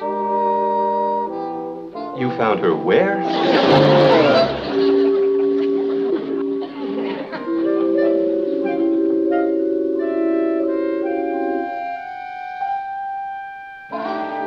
Where am I? You're back in your room.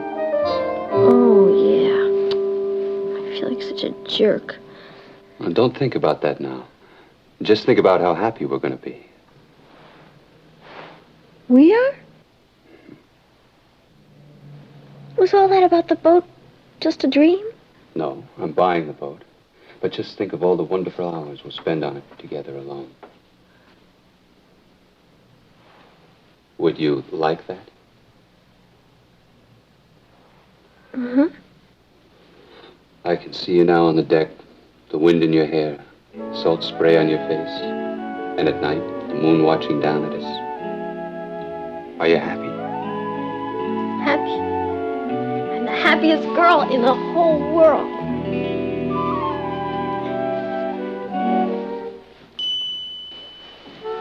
I'd like you to rest now. I think we better go. Bye, Dr. Morgan.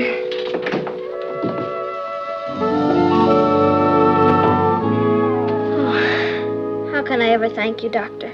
By taking a nap. I want you to get plenty of rest before the operation tomorrow. Okay. But you know what you just did? You saved my reputation Reputation? as the biggest liar in Brooklyn Heights High School. Oh, boy. What am I going to tell the kids when I get back to school? Well, I imagine a girl as talented as you could think of something. Well, why don't you tell them you dumped me? Mm-mm. They've seen you. Well, you could tell them, I've got it. The letter. What letter? The letter from Dr. Schweitzer inviting you to come to his jungle hospital and work with him.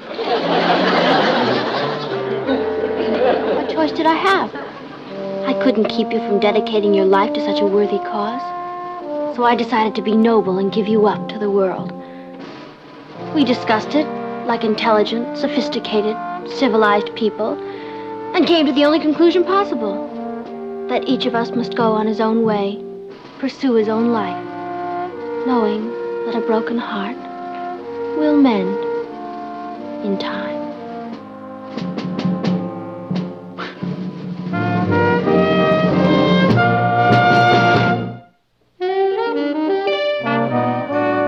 No, he's going to take them out this afternoon. But from now on, it's purely a professional relationship. Of course I could wait for him, but who knows when he'll get back from the jungle. And that's face it, Ross, he's no kid now. Oh, by the way, Ross, whatever you do, don't mention a word of this to Monica. It's just between you and me. Okay? Bye. Well, let's see what other blabbermouth I should call. Hi, Patty. Hi, Rich.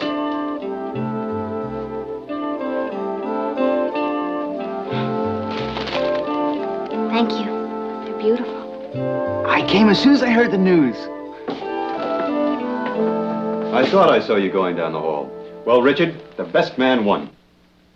Doc, look at it this way. There are plenty of other fish in the pool. On your way over to the jungle, you might meet a very nice girl on the boat. Oh, there's a lot of spinsters that go on those cruises. The thing to do is sign up for shuffleboard, see? And, oh, be sure and take a light dinner jacket. Go for that.